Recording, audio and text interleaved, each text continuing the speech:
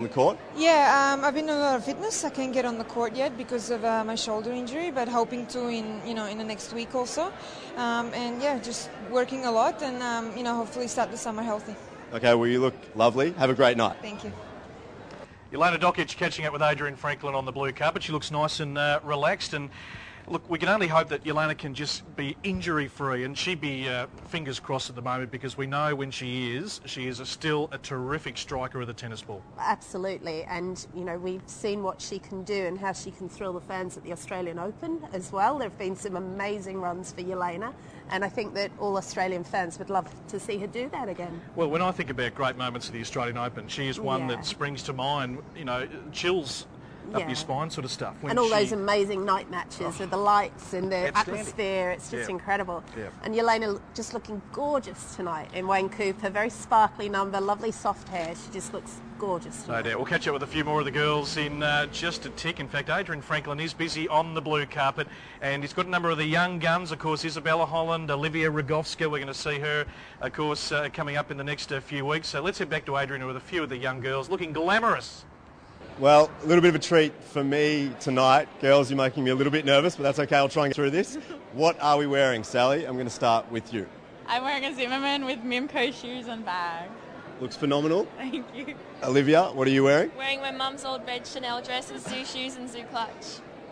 Very cool. Isabella, over to you. I'm wearing a gorgeous Carlos and Patty dress with Samantha Willis jewellery and Melanie shoes. And do you guys want to know what I'm wearing? Who are you wearing? Well, my brother dressed me, so thought that was cool. Very nice. Okay, you have a great night, okay? Thank you. Adrian Franklin, he's just in his comfort zone there, isn't he? Just surrounded by beautiful women.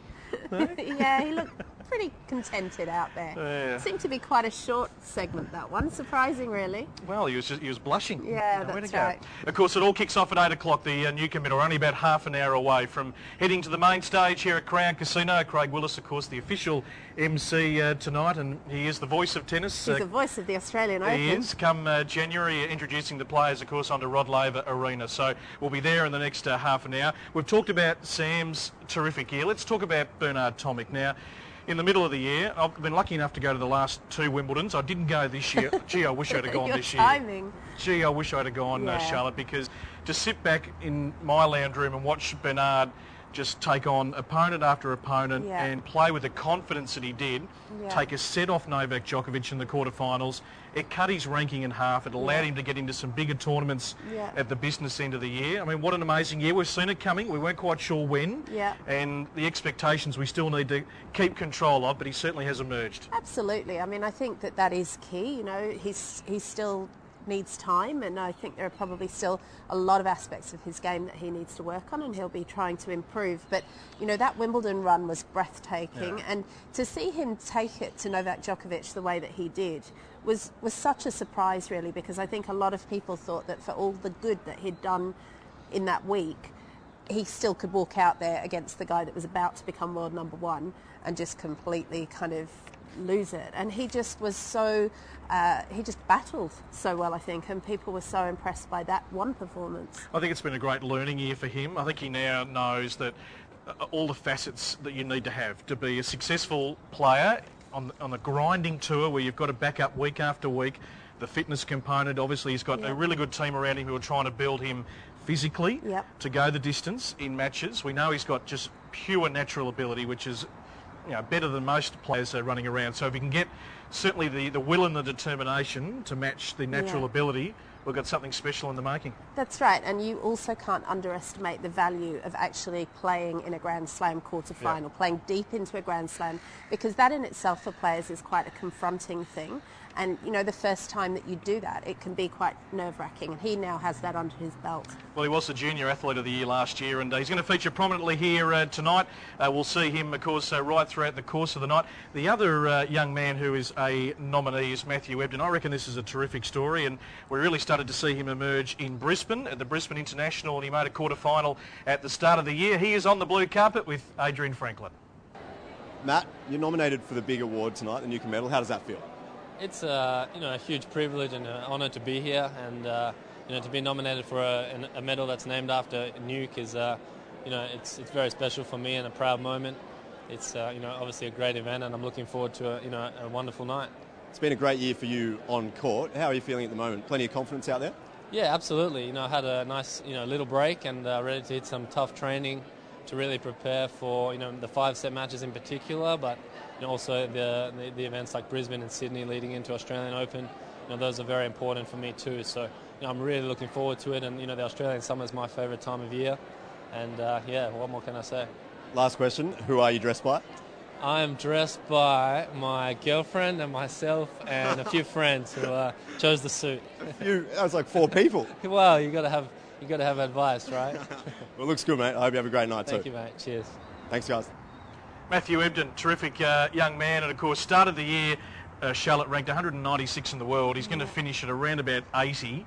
Monumental achievement, quarter-final in Brisbane at the start of the year. If you look at his year, really, really consistent. 3 semi-finals, but 7 quarter-finals. So that's the challenge for him now, to get past that and certainly have a bigger impact at the Grand Slams, where you get, of course, more rankings points, but certainly around the Challenger circuit, around the globe, playing in all different parts, he has been pretty consistent. That's right, and I think that's a hallmark of Matt's approach really to the game. He's a really hard worker, such a contrasting rise to Bernard Tomic, who has really had so much attention from such a young age, and the real kind of junior prodigy thing surrounding him. And with Matt, it's much more that he's just kind of got down there, done the hard work, really kind of grounded out week by week, year by year, and he's really starting to see some results now, and very popular favourite, I think. Well, what's interesting, we think back 20, 30 years in tennis when, Boris Becker emerges at Wimbledon as a 17-year-old, but nowadays, some of the players are playing the better tennis in the latter part of their career. We saw it with Andre Agassi.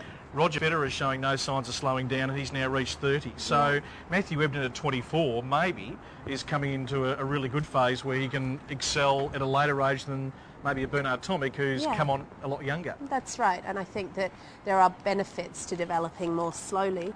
There are benefits to both approaches, but developing that way, learning about the game as you go, really having to tough it out in some pretty rough conditions as some of those challenges. It's not all kind of bright lights and agents and big paydays for those guys. So, he's had to really earn his place in the top 100, and that's a really great foothold, I think, that he has now. Let's talk about our final nominee, Yamila Gajdosova, and she started the year at 42 in the world, had a great breakthrough, her second WTA Tour title in Hobart. Now, to win on home soil, a really special feeling. She played some terrific Fed Cup tennis. It's been I suppose that's the challenge, to try and go from the world's top 30, and we saw, Petra Kvitova on the world stage go from 30 to number 2.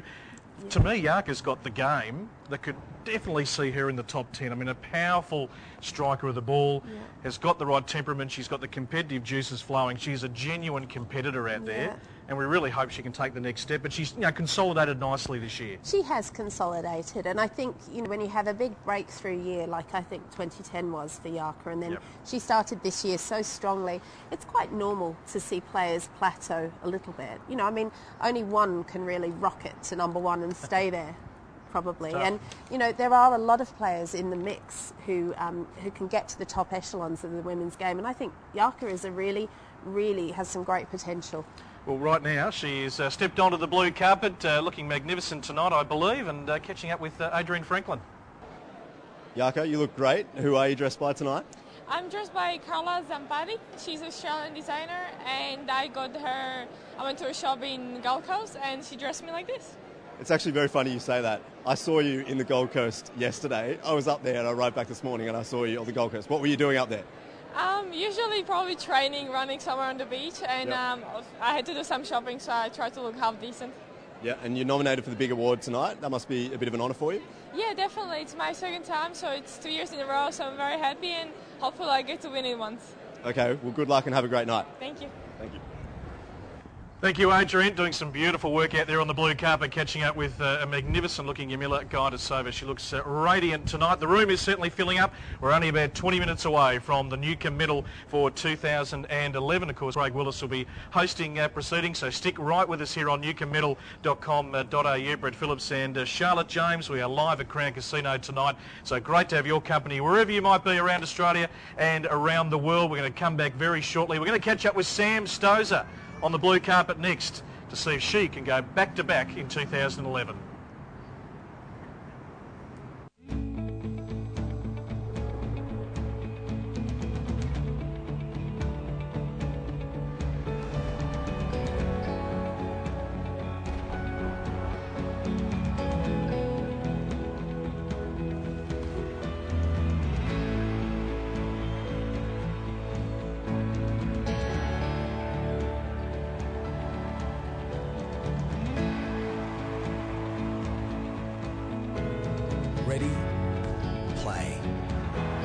the biggest sport and entertainment event of the Australian summer. Australian Open 2012. Book at Ticketek now. Welcome back to Crown Casino. We're live here tonight for the 2011 Newcombe Medal. We're only about 15 minutes away from the official proceedings getting underway. We're situated just outside the room here. It looks absolutely magnificent inside, Charlotte. Let's run through some of the other awards tonight, because apart from the Newcombe Medal itself and the 4 nominees, we've got, of course, the Coaching Excellence Award, also the Coaching Excellence High Performance category. That will be judged tonight. Officiating, very important part of the game, so excellence in officiating. Junior Athlete of the Year. Now, Bernard Tomic won, of course, in the male category last year, and there are going to be some terrific contenders for that award. Absolutely. The most outstanding 35 plus, so for those old warriors still going around. For a bit of a banner in that one? Well, no. I'm battling a little bit. Of course, the most outstanding athlete with a disability, which is a tremendous category, because the great part about tennis, it caters for everyone. Absolutely. And we see the wheelchair tennis at the Australian Open every year, which is a magnificent highlight. Also, the most outstanding school, the most outstanding tournament. A few will be jockeying for that tonight. They always look to present their tournaments in a magnificent fashion on the Australian Pro Tour right around the country. The Volunteer Achievement Award. Without volunteers, very hard to run sporting events, full stop. Absolutely. So they are vital. And the most outstanding tennis community, because tennis, of course, goes far and wide across our great land. So there's going to be some great award winners tonight, and I reckon those people have come from all over Australia, from these little communities. What a night for them, just to dress up and be here at Crown Casino. Absolutely. I think, the major part of these awards isn't necessarily the bit that the famous players get to enjoy. It's all the grassroots awards that go to the people who work behind the scenes in tennis in this country. Volunteers and people who organise tournaments, and just some of the unsung heroes of our sport. It's a fantastic occasion. Love the unsung hero. We do love an unsung hero. All about the unsung hero. Let's head back to Adrian Franklin. He is on the blue carpet, just rolling through the guests tonight. He's got Casey Delacqua. Casey, I've been asking the same question over and over tonight, but who are you wearing tonight? It's actually no designer. I don't know. I just went for a stroll down on Chapel Street and went to Swish Clothing and found a dress that I liked, and it's just a last minute put together, really. Yeah, well, it looks amazing. Thanks. You've won, is it 30 matches in a row right now? How are you feeling out on court? Pretty confident? Yeah, I feel good. I'm feeling injury-free, which is always a great thing. And I'm really just looking forward to starting the playoffs tomorrow, and then also the Australian summer. And I feel good. I'm feeling healthy, fit, and just really ready to keep playing lots of matches, which I've been able to do for the second half of this year. And you've got Ash Barty tomorrow, is that right? Have you played her before? No, I haven't, and I haven't really seen a lot of her play. So I'm really excited to play one of the young juniors, and just really get out there and do what I can and hopefully have a win. Okay, well, hopefully you can make it 31. Yes. Have a great night tonight, though. Okay, thank you. Okay. Nice work there with Casey Delacqua. You've got to love her. Absolutely, got to love her, and looking absolutely stunning tonight, wearing Christopher Cronus and just gorgeous hair. It's Casey, I haven't ever seen her look as fit as she's looking at the moment. Well, she is in a rich vein of form at the moment. She has won the last 6 Pro Tour events around Australia. Now, we know the injury problems that Casey has had in the last few years. It's been a real battle, shoulder, foot, other parts. Fingers crossed she can get out there and play a full year next year, but she's just wanting to get as many games under her belt. She is going to be at Melbourne Park tomorrow, Charlotte, because the AO Wildcard does kick off, and that's live on tennis.com.au and also Tennis Australia's YouTube channel. She takes on one of the young rising stars in Ashley Barty, who won the junior Wimbledon title this year. They haven't played each other. It's going to be a terrific battle. I mean, Casey in rich form, and Ashley, we're just looking forward to seeing her on home soil. Well, Casey with 6 Pro Tour titles on the trot coming into this event, and I think that this match, actually, I know it's the first match in that group, I think this could end up being a match of the playoff for the women. It's a really, really interesting battle. Ashley obviously going in there full of the joys of being, just breaking onto the scene and so young. And Casey, trying to really, I guess, jump from the Pro Tour level where she's just had so much success and really kind of make her mark with these girls who are some of her contemporaries and some up-and-comers. No doubt. Ashley Barty, a star. She speaks extremely well, and she is on the blue carpet with Adrian Franklin. Ash Barty, it must be pretty exciting for you coming here, Crown Casino, the Newcombe Medal. How do you feel coming to an awards like this? Well, I came last year and it was held at Melbourne Park, so I'm glad to have it. It's a little bit bigger this year at the Crown Casino, so I think it's going to be a good event. And you get to catch up with some of the guys out there, some of the players. You probably don't need to get to spend too much time with them. That'll be a bit of fun. Yeah, exactly. You know, like the guys like Coobs and Sav and Benny Mitch, you know, I don't get to see them too often because we're all travelling the world, but it'll be nice to catch up with them tonight. And what are you up to over the next couple of weeks? Some hard training, playing in the tournaments as well? Yeah, I've just come off a great week at the AT Internationals, and I'm looking forward to the wildcard playoff next week. All right, well, thanks for your time. Have a great night. Thank you. Cheers. Thanks, guys. Back to you. Thank you very much, Adrian. Very nice work, of course, catching up with Ashley Barty on the blue carpet. It is a beautiful night here in Melbourne. We're just sitting outside the main room. We're only about 10 minutes away now from the Newcombe Medal getting underway. Let's talk about the wildcard playoff. It does start, of course, here in Melbourne tomorrow. As I said, if you're not here, you can get down and watch it for free. The gates will be open if you're living in Melbourne. If not, tennis.com.au, you can watch the live stream. Gee, Casey's got to be the hot favourite, certainly on the girls' side. The men is an interesting one. It's open. There's quite a few wild cards that have got in, some young guys that we haven't really seen before, but very open to decide who gets direct entry into the Australian Open. It really is very open. And it is interesting. I think Sam Groth is a very interesting little landmine that a lot of the guys were hoping to avoid in the draw. Of course, it's a knockout, the men's draw, whereas the women's is a round robin. And then, you know, I think so many people didn't want to have to play him. You've got Greg Jones, who's looking for his first main draw berth at the Australian Open, and, you know, has just got so close to having a main draw berth at a Grand Slam so many times. Just must be itching to just take that extra little step and get to, you know, mix it with the world's best. I walked past Ben Mitchell a couple of days ago. He's quite much taller than you think in real person, but he clearly has put on a bit of size. He's been in the gym working really hard. He's got his ranking to about 250. Was able to salute, of course, in the juniors at Wimbledon a couple of years ago, so that certainly brought his name to light. We've been keeping an eye on him, and gee, he looks like he's got the twinkle in the eye, you know, to really take his career further. Yeah, and it's interesting for us, I suppose, because we see every year these juniors and their juniors and their juniors, and then they come back one year and all of a sudden they're grown-ups, and it's a bit freaky to see that they're so tall and, you know, they've really sort of worked out and got going in the gym and stuff. I think the other interesting one in the men's draw is Luke Saville, who's the junior Wimbledon champion this year, who really showed some great fighting spirit, I think, to take out the 18s title last week.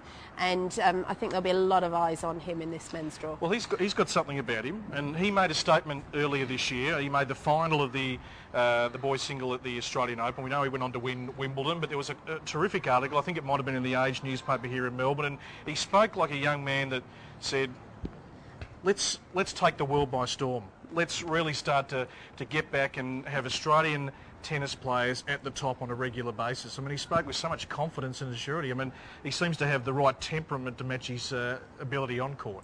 I think he has a terrific temperament, and he's a real gentleman as well, Luke. He's a fantastic ambassador for the sport already, you know, at such a young age. And I think he's right, and I think we've seen a bit of a change this year. I mean, I think last year was a little bit all about the women, because you had Sam and you had Yarka and you had Anastasia Rodionova, and the women were just going great guns. And I think that it's really spurred the men on this year, and we've seen them start to pull up as well. So it really is an exciting time, and, you know, it's great to see some of the youngsters like Luke really talking a big game. No, he's very good.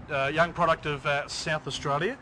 Chris Gucciani's also going to be in the field. And interesting. The Gooch has been through a real roller coaster tennis career, and we know he's got, you know, the massive serve. He's been able to get himself in the top 60 in men's tennis.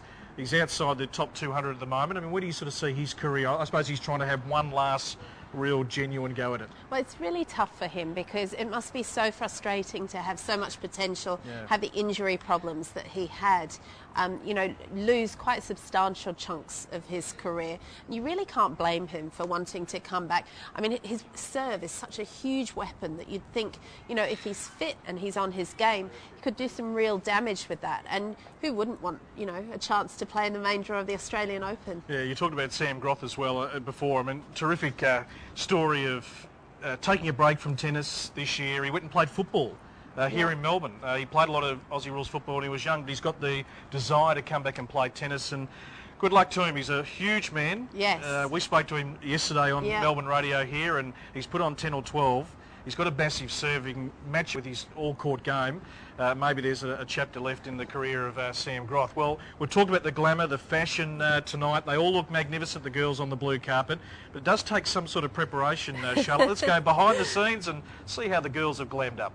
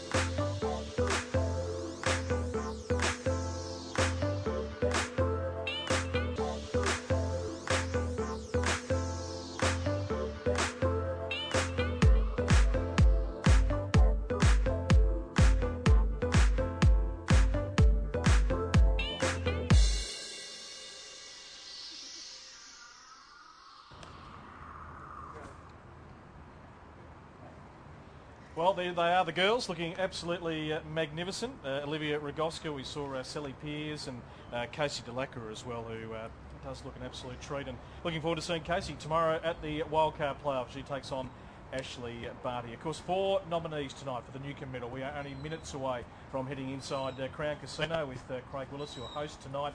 Sam Stosur, can she go back-to-back? Matthew Ebden, looking to win for the first time. Bernard Tomic, what a massive year, and certainly more accolades to come for him in the world of tennis. And Yamila Gajdosova, of course, a very worthy nominee as well, having a terrific 2 years in women's tennis, but now getting to the top 30, as high as ranked 25 this year. So good things to come from all those players going forward. But let's talk about Sam and what lies ahead for her. What if she won the Australian Open? That would be special. that would be special. That would be incredibly special, and I think that they should have a public holiday for her. I'd just like to put it out there. Well, we need one after we'll need one to 2 recover. weeks of work. Well, we'll still be working all day on the Monday if she wins. Yeah. So, I mean, it would just be incredible. You have to wonder how much pressure she feels going into it. Yeah. I'm sure she will say that she doesn't feel any pressure. But, you know, the expectation from the Australian public now is incredible. And let's hope she does it, because she is such a hard-working player, and that result in New York was just so well-deserved. I think everybody would just probably want to take a week off if she won this. It would be very special, and she's going to be the headline act here. And Leyton Hewitt, of course, will be back for his 16th Australian Open, which is quite an amazing achievement. So we will certainly follow those two with great interest. Anastasia Rodionova on the blue carpet with Adrian Franklin. Irina, Anastasia, you guys look wonderful tonight. I ask, who are you dressed by? Well, it's just one of the dresses I got on Chapel Street the other day when I went shopping, and my sister has a dress of designer from Indonesia, so it's just, you know, like the color and the material. You were saying it's hard to say, is that right? Yeah, I'm not really good with names. That's all right. And Irina, what about you? Yeah, I have a designer dress from Bali, so I think it looks pretty good. Don't you think so? Absolutely. I think you both look wonderful. Thank you so much. Okay, well, have a great night. Thank you. Thank you very much. Thanks. Well, there he is, Adrian Franklin with the Rodionova sisters. Very busy, because wandering in right now to have a chat to Adrian is one of the nominations for the Newcombe Medal tonight, Sam Stosur. Sam, the most important question of the night, who are you dressed by? Adolfo Dominguez. Okay, I haven't heard of him. Good start. Where did you pick it up? Well, with my friends at Tennis Australia, they helped me and hooked me up. Very good. And must be pretty exciting. You're nominated for the big one. You won it last year. Rumour has it you got a fair chance tonight. Well, I hope I do. I guess winning the US Open puts you in good stead for something like this. But no, I think it's been a great year, obviously, for me and for multiple players here from Australia. So I think, again, it's fantastic that we now have a night to celebrate the players, the clubs, the communities, and the whole tennis community as one. So it's, I'm really looking forward to it. And is it a bit of a different feel, given that it's an Australian awards night? I'm sure you go to many red carpet events, but you get to see lots of your friends, people you haven't seen for a while. Oh, absolutely. There's hundreds of people coming tonight, so I'm sure there'll be many faces that I haven't seen for a while. I'm really looking forward to catching up with as many of them as possible. Thanks for your time and good luck tonight. Thank you.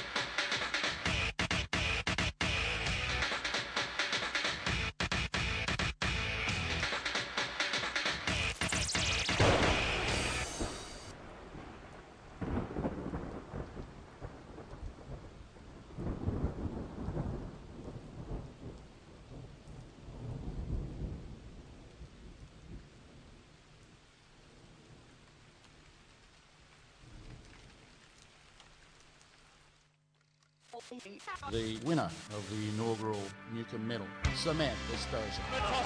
That's a great performance. Look out, Australian houses were shifted off their stumps. We have a grim and desperate situation. You're currently in danger. A lot of heartache. It's going to be tough times, and we want everyone to know that we're right behind. I think if you hold all 4 Grand Slams, it's one of the best achievements in sport, and I really hope he doesn't do it. I've been roaming around, always looking down. My goodness, now Bandit has turned the tables on Hewitt. Painted faces fill the places I can't reach. You know that I can use somebody. It's been great to me. You've got me over the line a few times, and unfortunately I couldn't do it for you again today, so thank you. Oh my goodness!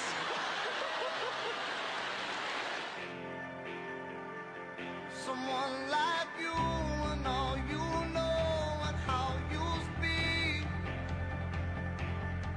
Day at the office so far for Stosa. Victory for Sharapova in Rome.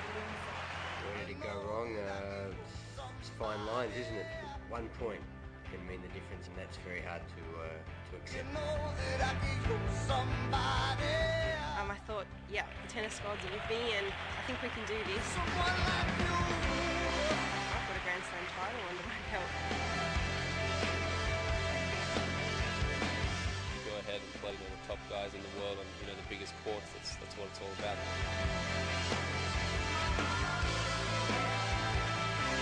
It's tough. It's probably one of the toughest in my career.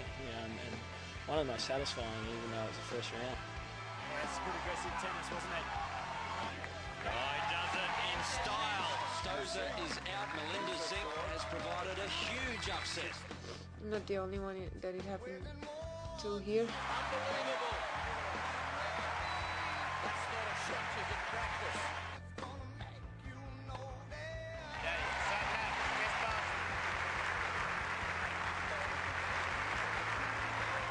The British weight goes on. It's Australia's day. Someone like me.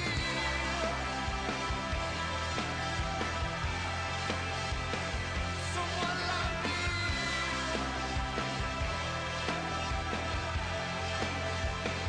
Someone like me.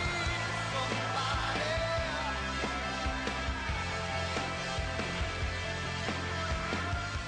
That's it. They won it. Australia are home. You're making shit up now. No, you are. Just 3 minutes of tennis. Seal it with your 7th ace and move through to the finals. They've been forevermore be known as the Roy Emerson Championship. The fellow Aussie Elena Dokic winning her first match at the US Open since 2003. I learned it's good to get games like this. Running forehand. And she does it into the final of the US Open.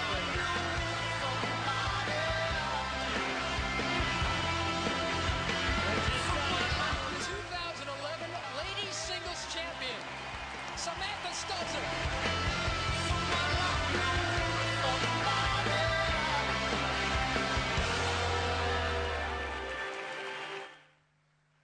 Well, that was the year that was. Ladies and gentlemen, good evening and welcome. Firstly, how about the flying fruit fly circus? They were just out. It's not that hard, is it? Oh. There you go, young man.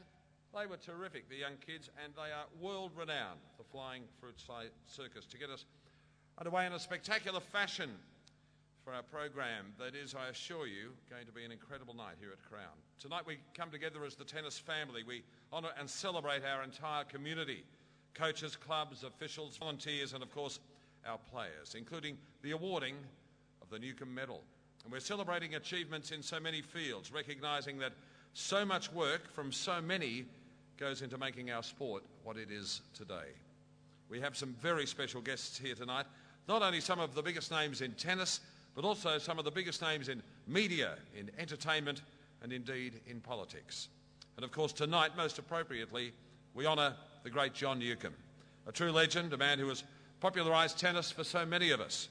Can I say that it's an absolute privilege to be here tonight. We look forward to hearing from the great man later on. So sit back, enjoy the night, There's plenty of entertainment in store. Before we get underway, some housekeeping items. Awards will be presented throughout the night, and we ask that each of the winners please come to the stage to receive your award. We'll do a photo here on the stage, and then you'll be escorted by one of the Tennis Australia staff. If you need to meet with your lawyers, Mr. Benson or Mr. Hedges, you can do so on the smoking balcony outside. If you have any questions, ask the terrific staff under Rita's tutelage here at Crown. They do a great job. And as is the way of events these days, the evening started with the blue carpet. Now, we are live streaming around the world. So I'd like to send a cheerio to our viewers in Upper Volta, out of Mongolia, Tierra del Fuego. I've got no idea where it is, but I just love saying it. On Easter Island and in Tagbilan. And for a quick review of what happened on the blue carpet here tonight, our Newcombe Medal roving reporter, and a good-looking young man he is too, is Adrian Franklin. Here's a snapshot of what happened tonight on the blue carpets. Thanks, Craig. And what a setting we have here tonight at Crown Casino for the Newcombe Medal. And there's been plenty of highlights already out here on the blue carpet.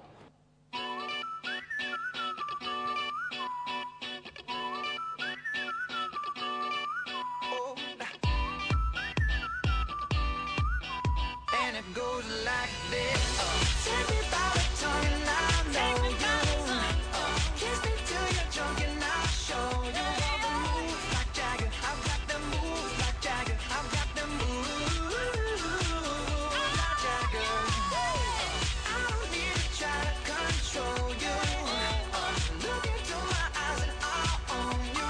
The moves like Jagger. I've got the moves like Jagger. I've got the moves like Jagger. Well, there you go, some of the fashion action tonight. One man who didn't make it onto the blue carpet like myself, we're on the lino. Would you please welcome the President of Tennis Australia, Mr. Stephen Healy.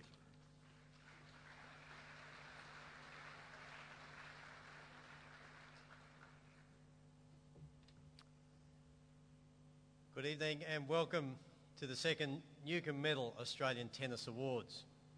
And what a great start to the night. I haven't seen the jumping of the net like that since Newc won Wimbledon in '67. It's an extraordinary gathering of the tennis family tonight, current and past players, coaches, officials, administrators, representatives from our best schools, our clubs and tournaments, all of the many and varied contributors to tennis. We are here to honour the great contributions to tennis in 2011, and what a year it has been. From Grand Slam winners to emerging junior and post-junior players, junior Fed Cup winners, thousands of hot shots kids, rebuilding the foundation of the game through our 3,000 coaches, facility developments and the redevelopment of Melbourne Park, showing tennis is on the rise again in Australia without doubt. A welcome to all of our special guests. Can I particularly mention Senator Kate Lundy, who's standing in for the Minister for Sport, Mark Arbib, Hugh Delahunty, the Victorian Minister for Sport. The government gives us such fantastic assistance with the Australian Open and with our facilities. And a special welcome to our radio broadcaster, sporting coach and mentor Alan Jones, who's come up from Sydney today. Not a bad player himself in his day. And Alan has flown in from Sydney to be here tonight. He's reputed to get up at about 4 in the morning, so I promise you we'll get you home by then, Alan. A welcome also to John Newcombe and all of his family who are here tonight. Newc has been a great role model, after which this medal and the awards night is named, and how appropriate it is to honour a man who has done so much in so many ways for so long for our sport. There's a great deal to celebrate in 2011 and much more to look forward to in 2012. Please enjoy the evening. Thank you.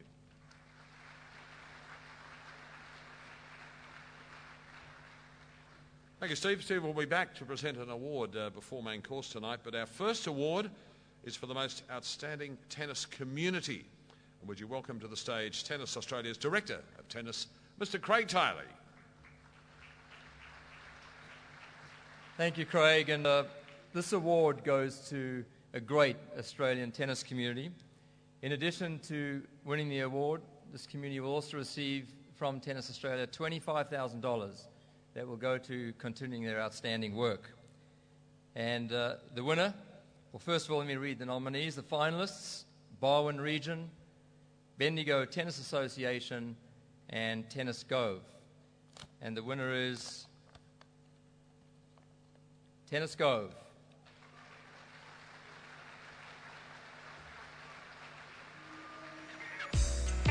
This year's winner has demonstrated an incredible commitment to the sport of tennis and the well-being of its community, and managed to combine the interests of both to an exceptional degree. They've built an inviting culture and ensured easy accessibility to the sport, and as a result, it is thriving.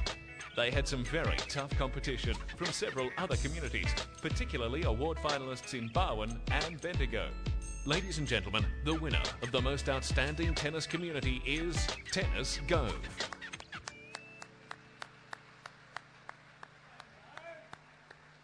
Go Gove, well done.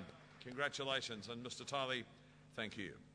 Our second award is for the most outstanding athlete with a disability. And to present this award, would you welcome, and he is a legend, Mr. Neil Fraser.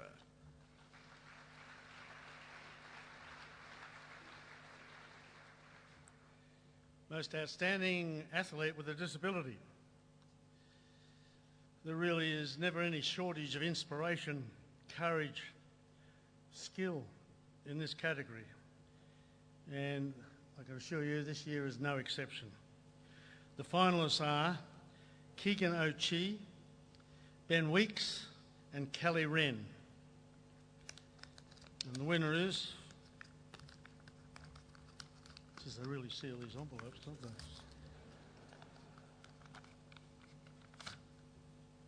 Kelly Wren.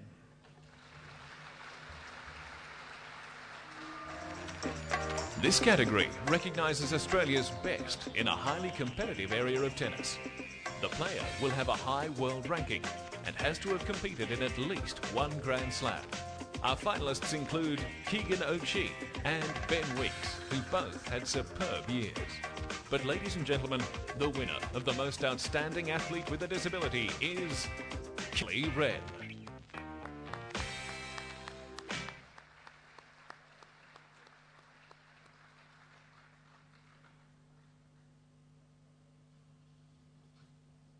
Outstanding, Kel. Congratulations. Look at that smile. Brilliant. Well done. Thank you, Fraser. Great to catch up with you, and well done again to young Kelly. Did he leave you posted? Fraser, please escort Kelly down to the front. In fact, Kelly, would you escort Fraser down the front? That might be easier. Watch the steps. There we go. Ladies and gentlemen, our next award is our first Coaches Award for the evening. And this award honour of coaching excellence is the MLC Tennis Hotshots level. To present this award, would you welcome to the stage former Davis Cup captain John Basil Fitzgerald.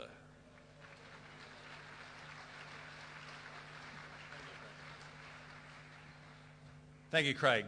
This award recognises coaches who are out in the community promoting a terrific starter program to get kids into our sport. And how important is that? There was plenty of strong competition in this category. The finalists were Danielle Borlée, Wesley Horskins and Helen Rice.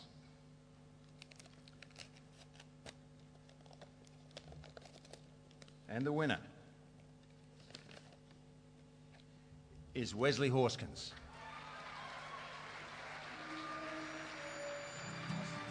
MLC Tennis Hotshots is a program that allows kids to pick up a racket and immediately experience the joy of our sport. Our winning coach has taken the program to multiple schools and more than 1,000 pupils in the last 2 terms. He has developed one of the biggest weekly competitions in Melbourne, as well as a range of open days and training camps. Finalists Danielle Ball and Helen Rice are to be commended for their tremendous efforts as well. But ladies and gentlemen, this year's winner has done an incredible job introducing the next generation to our sport over a long period of time. The winner of the MLC Tennis Hotshots Coaching Excellence Award is Wesley Horskins. Well done to you, Wes. And Fitzy, thank you for joining us. Well, later tonight we'll present the second Newcombe Medal. And this year there are 4 finalists. And the first we're going to meet tonight is a very impressive young Western Australian who indeed had a breakthrough year, Matthew Ebden. Matt Ebden started making a habit of causing upsets in 2011. Twice during the year at Brisbane and Shanghai, the right-hander battled through the qualifying rounds into the main draw and made his way through to the quarter-finals. His year included prime-time clashes with Andy Murray in Shanghai and Rafael Nadal on grass at Queen's. Late in the year, the 23-year-old had risen to number 79 in the world, the highest ever men's ranking for a Western Australian.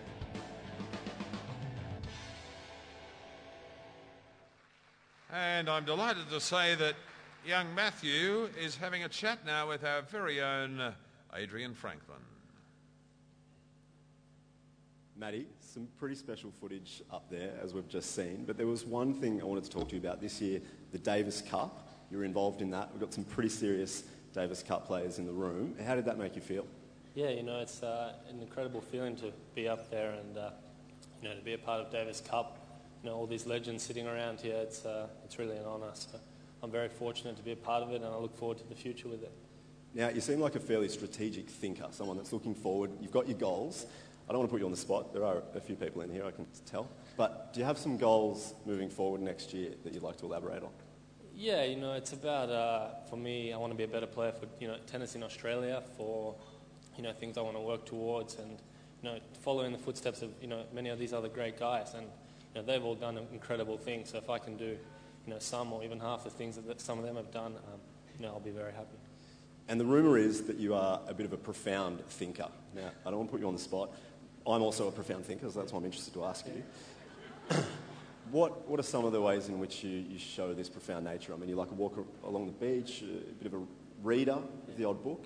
How do you go about it? I think you have to ask the people who try to work with me. I think I'm, you know, a bit difficult sometimes, always analysing everything and like a lot of information, but you know, I just don't want to get it wrong. So I figure the more I can know, then, you know, maybe I can make a better choice. Best of luck tonight. Thanks for your time. Thank you. Thank you, Adrian. Thank you, Matt. Ladies and gentlemen, to present the award for Most Outstanding Club, please welcome back Il Presidente of Tennis Australia, Stephen Healy.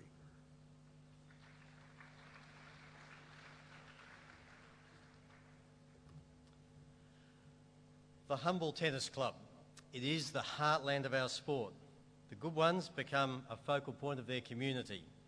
This year's winner is certainly that.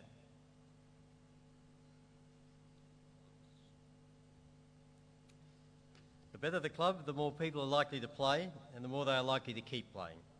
This award recognises the club that has done the best job to grow the sport and promote the values of tennis through their day-to-day activities.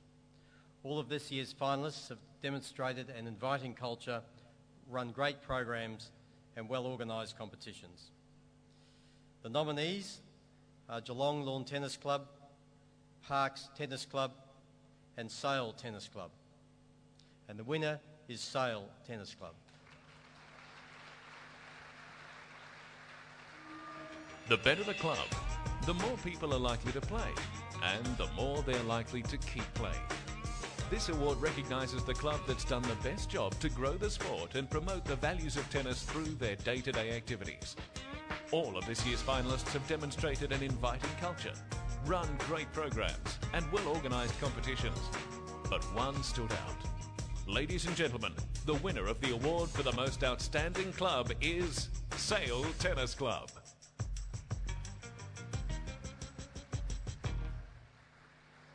Well done to the team at Sale, and Stephen, thank you for joining us. We're right, that's it. 1,000 photos, outstanding. Well done. Ladies and gentlemen, our next award is recognising excellence in officiating. And to make that presentation, please welcome to the podium our Australian Open tournament referee, Mr. Wayne McEwen.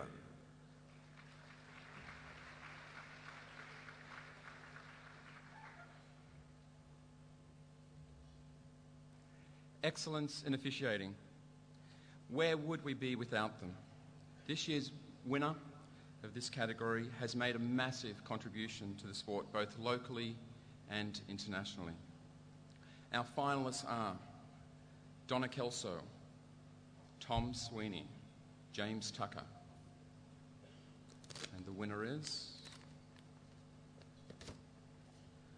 Donna Kelso.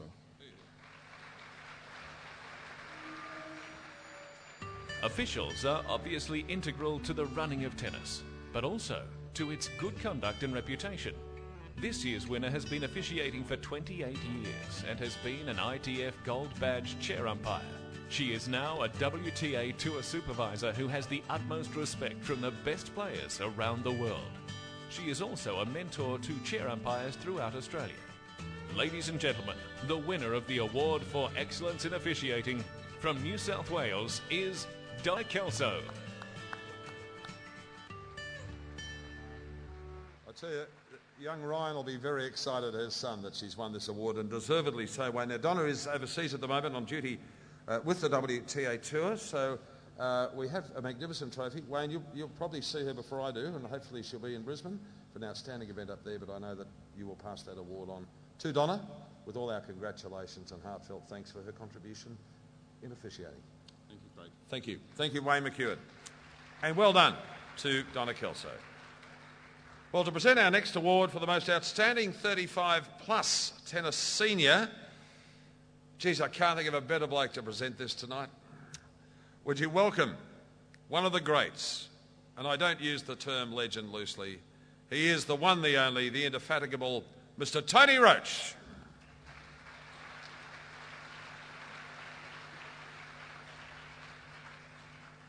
Thanks, Craig. G'day, Nuke. What a great award that recognises those who keep getting better with age. I'm not too sure about that. It is just another thing that is great about our sport. You can play it at any age. The finalists for this is Glenn Busby, Alan Hockey and Alan Ray. And the winner is Glenn Busby. The mission of 35-plus seniors is to increase the opportunities to play and also the social interaction. This award actually recognises the involvement in 35-plus seniors as a player, an administrator, or both. Finalists Alan Hocking and Andrew Ray have certainly performed well in this category. But this year's winner has well and truly earned it. Ladies and gentlemen, the winner of the award for the most outstanding 35-plus senior is Glenn Busby.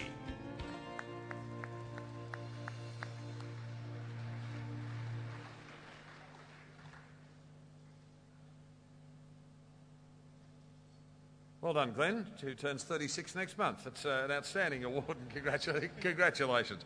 And keep playing. And please thank Tony Roach again for joining us tonight. It's always great to catch up with him. Ladies and gentlemen, our second finalist for the Newcombe Medal of 2011 showed remarkable consistency at the 4 slams this year and climbed to a new career high ranking. I speak, of course, of Elena Gajdosova. Jarmila Gajdosova started 2011 in a blaze of glory by claiming her second WTA title, defeating American Bethany Matek-Sands in straight sets on a blustery court in Hobart. The victory launched the 24-year-old to her highest ever singles ranking of 25. In February, she made a stunning Fed Cup debut with a 3-set win over Italian Francesca Schiavone. Jarka played well at Roland Garros and Wimbledon, reaching the round of 32 in each of the Grand Slams, and ended the year with a ranking of 33. As I said, she is our second nominee, an outstanding year for Jarka. And Jarka is joined now by Adrian Franklin. Jarka, now, I've done a little bit of research over the past few days, okay? Don't doubt it, I definitely have. And I've stumbled over a statistic that is a little bit concerning for me. Now, over the past 6 years at the Australian Open, you haven't won a match there. What's gone on? Everybody has the jokes now, eh? I mean, I'm glad you've done your work. It's a good job. I mean, Craig was right, you're really good. Thank you. Yeah, I thought that I keep the best for the last, so I will, next year is a good year, 2012, good numbers. So I thought I will be 25. I'm not getting any younger, so it's about time now. So I think I will try definitely next year. Okay, that was a bit cheeky. Anyway, so this year you made Wimbledon and French Open round of 32, highest ranking of 25. Again, a little bit more research. That's okay. What's next year? I want to know, what have you got in mind? What's next? Well, I started with the 4th round, now in 3rd round, so hopefully it's not going to go 2nd and 1st, but the other way around, hopefully. As you said, I ended up 25, so let's not stop there and let's go the other direction. Hopefully top 20, who knows, hopefully. And I spoke to you as you came on the blue carpet, and I said yesterday I was in the Gold Coast. You were there as well. I don't want to sound like a stalker or anything, but I did see you there, and you said it would be okay for me to come up and say hello next time. So I just want to get that covered. That's okay if I do that? Yeah, definitely. You're smart, you're talented, funny, and you do your research, so why not? Brilliant. Thank you very much, Time. Have a great night. Thank you. Thank you, Adrian. Well handled, Yaka. Ladies and gentlemen, one of our great partners who've helped make this tennis night of nights possible is, of course, Newcombe Medal. Their continued support of the sport of tennis on so many levels is helping us to grow tennis across the nation. I see Tom Salem and some of the crew here from the News Limited Herald and Weekly Times. Of course, the Herald Sun is online running a survey which starts tonight asking what is the greatest tennis moment of 2011. We'd like to thank News Limited and the Herald and Weekly Times for their support of the Australian Tennis Awards and indeed, of course, at the Australian Open of 2012. As we take a break and it's time for tea, let us count down the top 5 memorable tennis moments of 2011. Bon appetit. Aussie Kim finally breaking through for her first Oz Open title.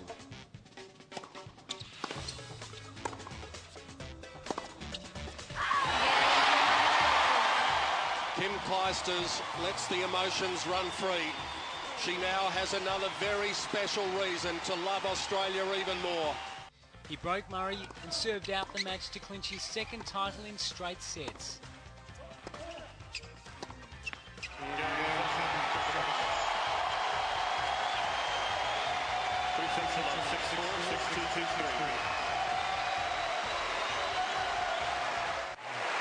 A smattering of her country people there to witness the historic moments.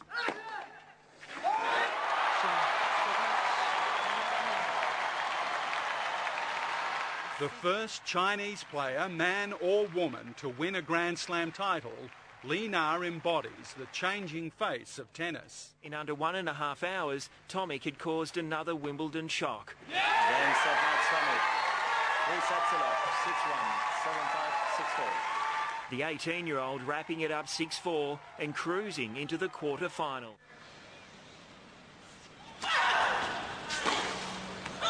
And she's done it. Sam Stosur has won the US Open. And she has beaten Serena Williams 6-2, 6-3 in a dominant display. Well, some of the great moments of 2011. We could watch that forehand from Sam Stosur over and over again.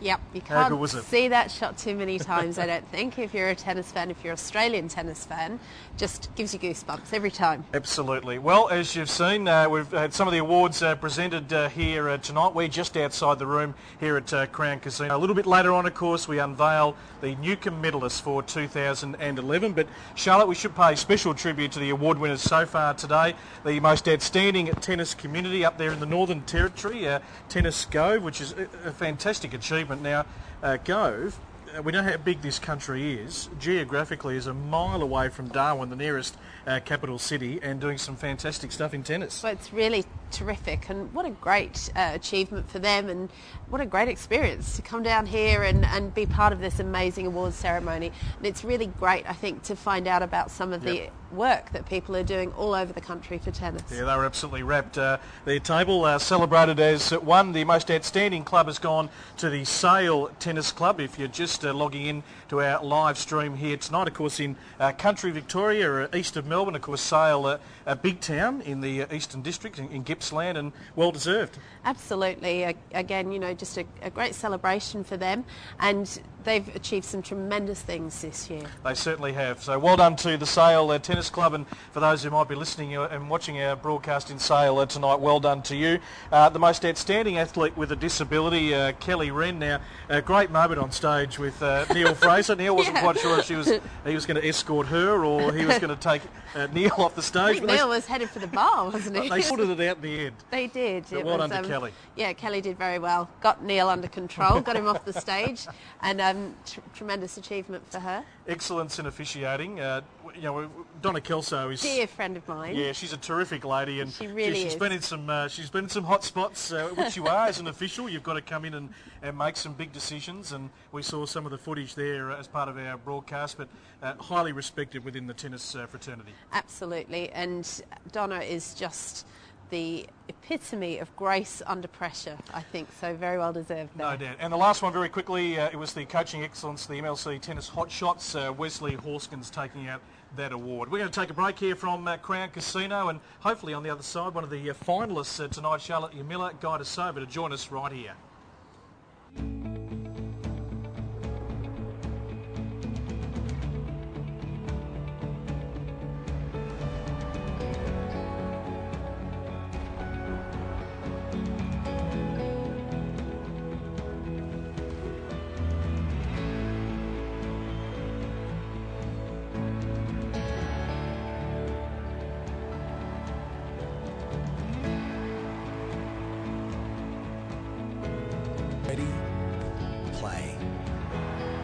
Biggest sport and entertainment event of the Australian summer.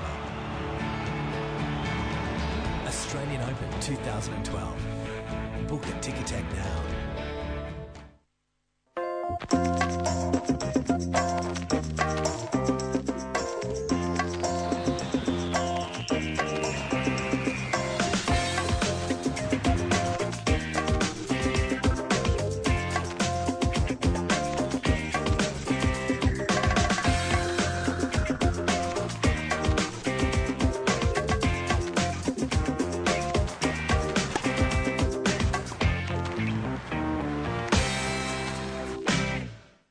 Here to Crown Casino. It's a fantastic spot with the city backdrop. Of course, we're going to go back inside Crown for the continuation of the Newcombe Medal tonight. We've had many of the award winners, and sitting right alongside us is one of the nominations, of course, for the Newcombe Medal tonight. Yamila Gajdosova, great to see you. You look sparkling. Thank you. Trying to. Absolutely magnificent. How have you looked at your year? And we saw some of the highlights earlier, how well you started in Hobart. That must have been pretty special to win on Australian soil. Oh, definitely. It's been great. I always want to win one term at home, and to play in front of your home crowd was great. And I just wish the Australian Open followed with the same as I started. But otherwise, the year's been pretty solid. I can't complain much. Yeah, you've been able to consolidate, haven't you? I mean, your ranking's just outside the top 30. You did get as high as 25, and now the challenge is to try and break into that top 20. I would definitely love to. I mean, I got to 25, which was great, and I really hated to lose the ranking, but hopefully I can make it better next year and then start well in the Australian Open. I know Charlotte's got a couple of questions for you. I have. If you had to pick one moment from the past 12 months on the tennis court that was the most fantastic sort of moment for you, what would you pick out? I think I will have a tie between winning Hobart final, the match point, and beating Schiavone at the Fed Cup, because they've both been in Hobart, but they both meant a lot to me, so I think that's no doubt. And of course, playing Fed Cup tennis, it's a chance to represent your country in that team environment. It was a tough one to swallow, I suppose, going down to the Ukraine. It was so close, but you get to regroup again next year. Is that a nice feeling when you come into that group environment with all the Australian girls? Yeah, our team is great and we get on very well. All the team, all the players are very talented and very good tennis players. So it's always fun to come together and try to, compete together and play for our own country. And unfortunately, we lost just little by 1 point, and I'm sure we're all going to regroup and start again in February in Switzerland. What have you noticed about just WTA Tour this year. We've seen the emergence of Petra Kvitova at Wimbledon, jump from a similar ranking to where you are now, to now the world number 2, and announced today that she'll be in Sydney, of course, in the week leading up to the Australian Open. But what have you noticed about the general tour? Is Serena not being able to play all the time? It's very open. It is very open, and it's really good for us that Serena is not playing the full time. And as you said, I mean, Petra won the Wimbledon and then the championship and got from 30, whatever she was, to 2. So, if I could do that would be great, and I will celebrating for the next year. Well, you've got a big game. There's no doubt about that. That forehand, I don't think, can it get any stronger, that forehand of yours? Working on it. Definitely, that's a part of 2 months, but I'll try. All right, thanks for stopping by. Good luck tonight. Thank you. Yamila Gajdosova joining us here. We will take a break, back with more. It's our Newcombe Medal live right here on newcombemedal.com.au.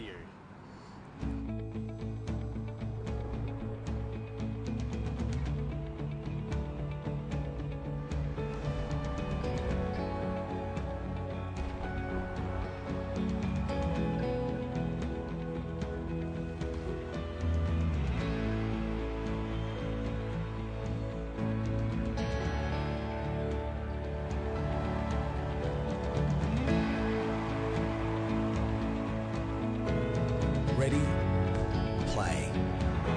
At the biggest sport and entertainment event of the Australian summer. Australian Open 2012. Book at Ticketek now.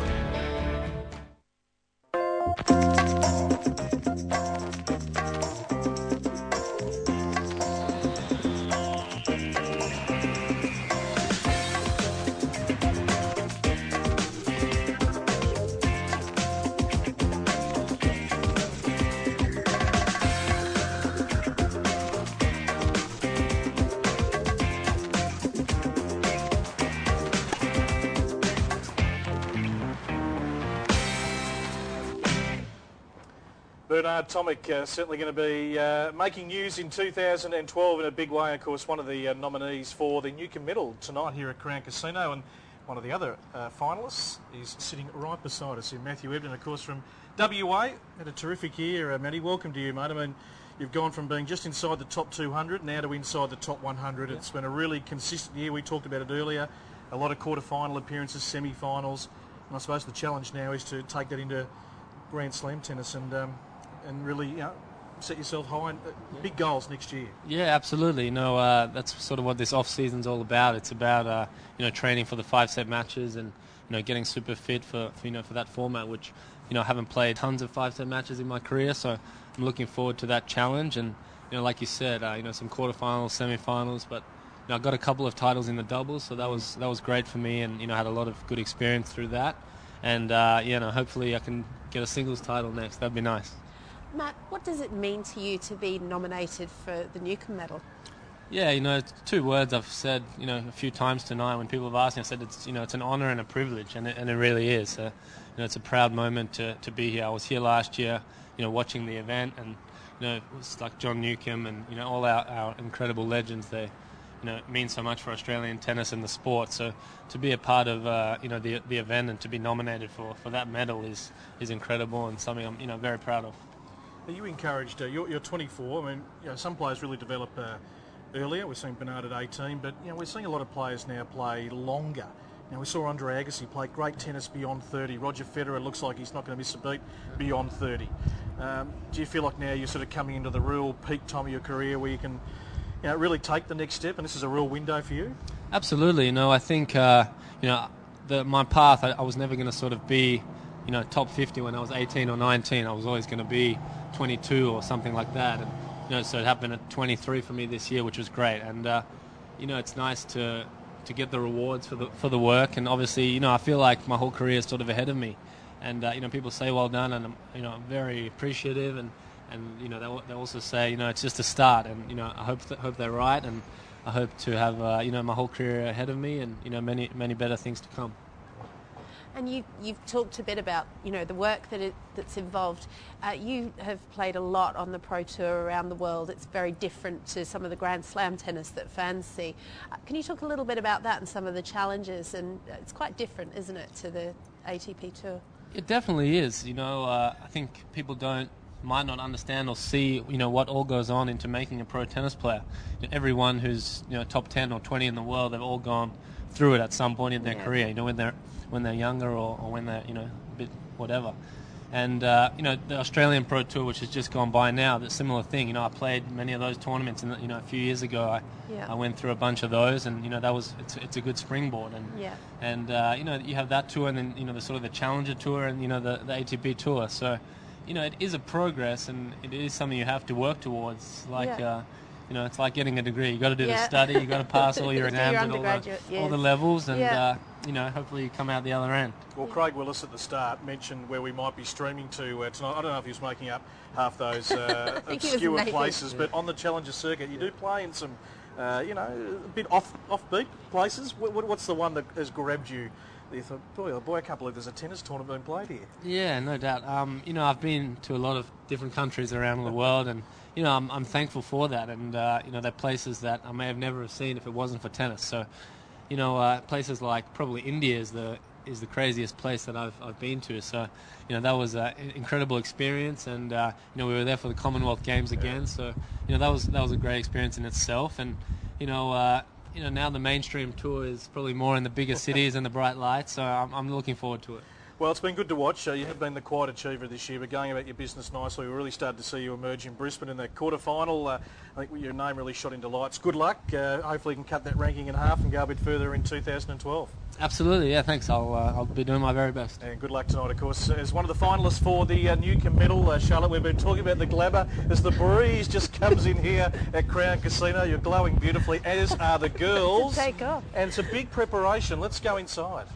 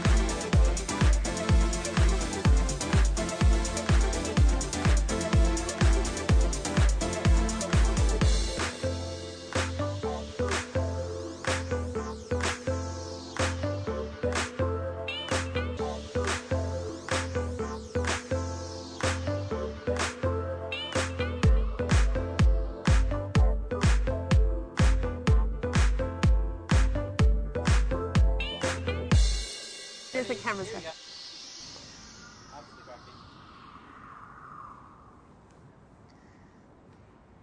The girls looking absolutely radiant tonight. We saw it on the blue carpet, and no doubt we'll talk to more of the stars as the night unfolds here at the Newcombe Medal 2011, streaming live, of course, on YouTube and also here at newcombemedal.com.au. Brett Phillips and Charlotte James. We have got this city backdrop. It's beautiful out here, nice little breeze, and just inside the room, everyone tucking into a bit of dinner, and of course the big awards to come, including the announcement of the Newcombe Medal a little bit later on. We've just spoken to a couple of the finalists, and Yamila Gajdosova and Matthew Ebden, Bernard Tomic alongside Sam Stozer, all vying for the prestige of being named the Newcombe Medalist for 2011. Charlotte, so the best yet to come. Absolutely, the best is yet to come. And really great to talk to Matt and to Yaka as well, and just to get an idea of how their seasons have been, because we see it so remotely really from here week to week, and it's so real for them. It's their job, I guess. So well, I think you get a chance to travel the globe, and you spend some extended time overseas covering tennis, and I've been fortunate enough to go to Wimbledon a couple of times, but We missed you this I year. know. We did miss you. Thank you. I might be back. Yeah, you should be back. Just negotiating at the moment. But we don't, for me as an outsider who covers a wide range of sports, I mean, it is fascinating. I find the tennis circuit fascinating. The entourage that is with the players, the amount of travel, the amount of weeks away. It's, like any profession, it's not all glamour, and you've got to put in some very, very hard work. And we've seen with Maddie, I mean, coming through the futures, the challenges, to get those vital points that you need, then to step up onto the main tour. That's right. I think it was great to really ask him about that experience, because so much of what we see is on television, and it's these incredibly professional tournaments, and some of the challenger events really are a little bit sort of in backwaters and in some unusual places, as he said, and that is where they do their apprenticeships. They certainly do. Some of the awards to come tonight, of course, the Coaching Excellence Award in terms of a club, the Junior Athlete of the Year in both the male and the female category. We know Bernard won the male last year. Also to come, the Most Outstanding Tournament. Now, of course, the Australian Pro Tour goes to many, many spots right around Australia, and there's also, of course, some challenges that we have here in our country post the Australian Open in that sort of February period. So they're all on show tonight. They're all here, and they'd all love to take home their prize. Absolutely, and we've been lucky enough to go to some of the Pro Tour events, and they just are really fantastic. Such a great community feel behind those tournaments, and such a lot of community buy-in. So a lot of very deserving nominees for the Tournament of the Year award, and it's going to be very interesting to see who gets up with that one. Just a reminder too, if you're joining us, starting tomorrow at Melbourne Park from 9:45 a.m. Australian Eastern Daylight Summer Time, we're going to have the AO Wildcard Playoff. It's become a big fixture on the calendar, all part of the December showdown. We've had the under-18s completed over the weekend with Luke Seville and Ashley Barty claiming those titles. But this is big, because if you can get direct entry into the Australian Open, you don't have to go through qualifying in January.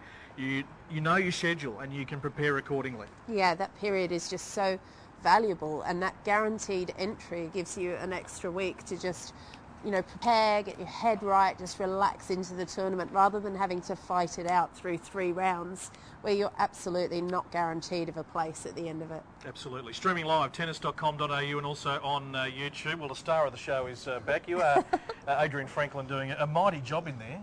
The lights are shining, and they're taking to you, the guests. They are. You're clearly asking good questions. Oh, seriously. I've got a devil in my mind that takes me in all different directions, and I hope it's okay for all the viewers out there and for you too as well. But no, it's fun. I think I have spoken to a couple of those players prior to some of the little chats we've had, just so everyone knows. So I'm not just a really rude guy, respectful, but it's a lot of fun out there. Well, we had a chance to just step in and watch the first part, and I think there's about 700 people in the room. It looks spectacular. The opening was terrific. The young kids, I mean, I haven't quite got that acrobatic ability. They put me to shame. Actually, I was going to question, you came in when they were up there, and I thought, are you heading up there now? Or? Well, Charlotte actually suggested. Yeah, I thought Brett and I would be great on those ribbons dangling at the side of the stage, actually. Yeah. I'm going to put our names down for that next year. There's always time to fill at some point. So. We probably need 12 months preparation, so we will start tonight.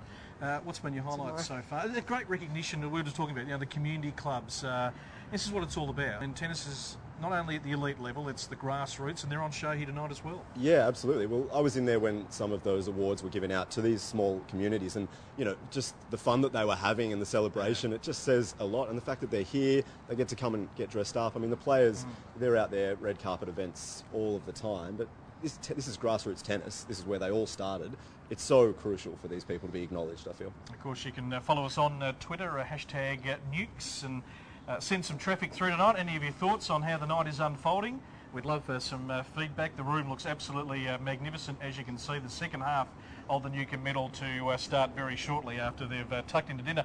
I haven't had a look. I was on the sandwich table out the back, but we do have the menu very handy, and they'd be just tucking into at the moment either the tail of 2 kings, a bit of grilled beef ribeye, and a bit of apple tartan tatum with frozen raspberry yogurt to come for dessert. So, well, we had there were mini hamburgers out in the back corner before. I ate about 8.5, so they're all gone now. Not for everyone then. Your highlight, Charlotte, for the night, have you got one? Not the hamburgers, obviously. Oh, really? I'll go and grab, I think there was half left. Thanks, Adrian. Okay. My highlight has just been seeing all the girls dressed up. I love all the sparkly red carpet numbers. So, and the guys as well. Pat Rafter, I thought, particularly fetching, even without a tie of any type. I know. Yeah. But If yeah, anyone- just if anyone was the gonna do it. fashion I've loved. Yeah, it was a bit cheeky, I thought, Pat. But What about... He can get away with that. Oh, yeah. What about the revelation of John Fitzgerald's middle name? Is that Basil? Basil, yeah, no. Surely not. I I don't know if it think was an that's in-joke. a Craig Willisism. Yeah, I'm pretty yeah. sure. Yeah, well, Craig Willis at his finest tonight. Of course, we are going to talk about the Australian Open wildcard playoff right throughout the evening. We have touched on it. Of course, it is starting live. You'll be with us at Melbourne Park. A nice early start tomorrow on tennis.com.au, and we've talked about the women's field. Casey Dellacqua is certainly the red-hot favourite, but a great opportunity for some of the other younger players to shine. The men very open. I mean, they've got the Gooch, we've got Sam Groth coming back. Matisevich as well. Marinko, of course, who's had a mixed year and would love to get back to he was around that 120, 130 mark at one stage. Yeah, well, he intrigues me, I think, out of all number of them. 2, wasn't he? Yeah. For a bit there. Yeah, So. and obviously he won last year. I think he's at a crucial age right now, Yeah. 25, 26, where this isn't important, or next year is really important for him. I think he needs to perform really well, probably win it. If he doesn't win it, he would be disappointed, I feel. Well, go back to last year, and we had to move the men's final we relocated indoors. the whole production. And a 5-setter. Yeah. Peter Lucek and Marinko, that went right down to the wire. Yeah, no, that was incredible. Hopefully we see that sort of tennis again. I think the weather looks pretty good for the week, which is always important. Yeah, so no, I'm really looking forward to it. I'll ask both of you, where do you feel Casey Dellacqua can get back to? I mean, when she had that great run at the Australian Open, she was 39 in the world. Had a really tough run with injury, but she hit the ball beautifully. And having that advantage of being a lefty, obviously with that variety, do you think she can maybe get back? I think she's about 150 at the moment, and obviously having a real purple patch on the Australian Pro Tour. What do you think she's capable of? I'll ask you first, Charlotte. I think she's capable of a great deal. She is a lefty. Her serve is a huge weapon when she's fit. Of course, the second injury that she had was shoulder, and that was a problem for her. But I think the thing that we didn't talk about in the warm-up at the start of this show was that she won the French Open mixed doubles title this year. And for me, I think that was a really huge psychological breakthrough for Casey, and seems to have just given her so much confidence. And I think that at least part of this amazing run that she's had on the Pro Tour over the last few weeks has to be attributed to that achievement. Yeah, I mean, if she can just keep the body intact. She's had either end, the foot, the shoulder. They've put her off tour for a long time, but she's a girl that just needs matches. She needs to get out there and play. Yeah, absolutely. I mean, one thing she does have is strengths. She has a serve and she has a forehand, which you need in the women's game. If you're out there and you're just paddling it back, you're not really going to go too far, but she really has strengths. If she can remain fit, then yeah, she can do anything. It's that fitness that's crucial there. And she's looking fitter than I have ever seen her. She looks like a racehorse at the moment. 30 matches in a row. I mean, you don't win 30 matches without being fit. No. So. Well, there's a shot of the room at Cram. We'll be back there with Craig Willis very shortly for the second half of the evening. But when we think about tennis legends, we think about the great Roy Emerson. Hello, good morning everyone, and welcome to the launch of the Australian Open for 2012. We're set for another all-star cast.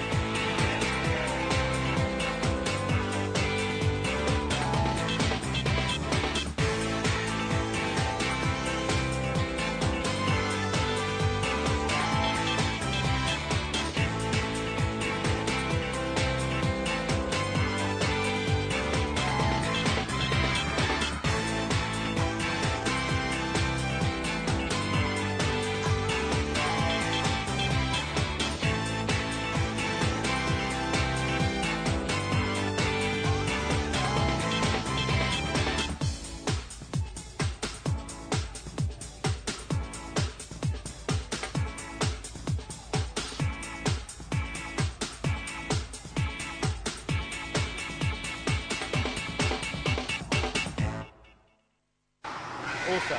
Oh, look at here. Oh, Whoa! crikey, what's going on here? Now, we've just, folks, we have really fallen off the back of my chair. CJ's dress is blown up again. Oh, there we go. Now, this happens on the hour here at Melbourne's Crown Casino. How about that? Crikey, I'm going to get myself together. Drama. Got to get myself together. That was the Australian, of course, trophy tour in China, working beautifully at the moment. Now, we are standing by, of course. Hello. It's actually quite warm. I'm quite enjoying that. I think that's severed a little part of Can that. we leave that on? You were asking for a fur coat. I There, was. you've got it for about half a second. We are standing by to head back to the main room in just a moment. Also hoping to catch up with Dave Taylor, Sam Stosur's coach. Now, hashtag Nukes, where you can tweet us tonight, Charlotte, as we're about to be sizzled here. What's coming in? Well, of course, MasterChef Australia's Matt Preston is here tonight. Is he here? Tweeting, he's here, he is. Tweeting about what he's wearing, which is apparently a mixture of velvet and plaid. So quite an exciting ensemble. Again, bucking the black tie trend, Right Matt out. Preston. Lots of support out there for Sam Stosur tonight.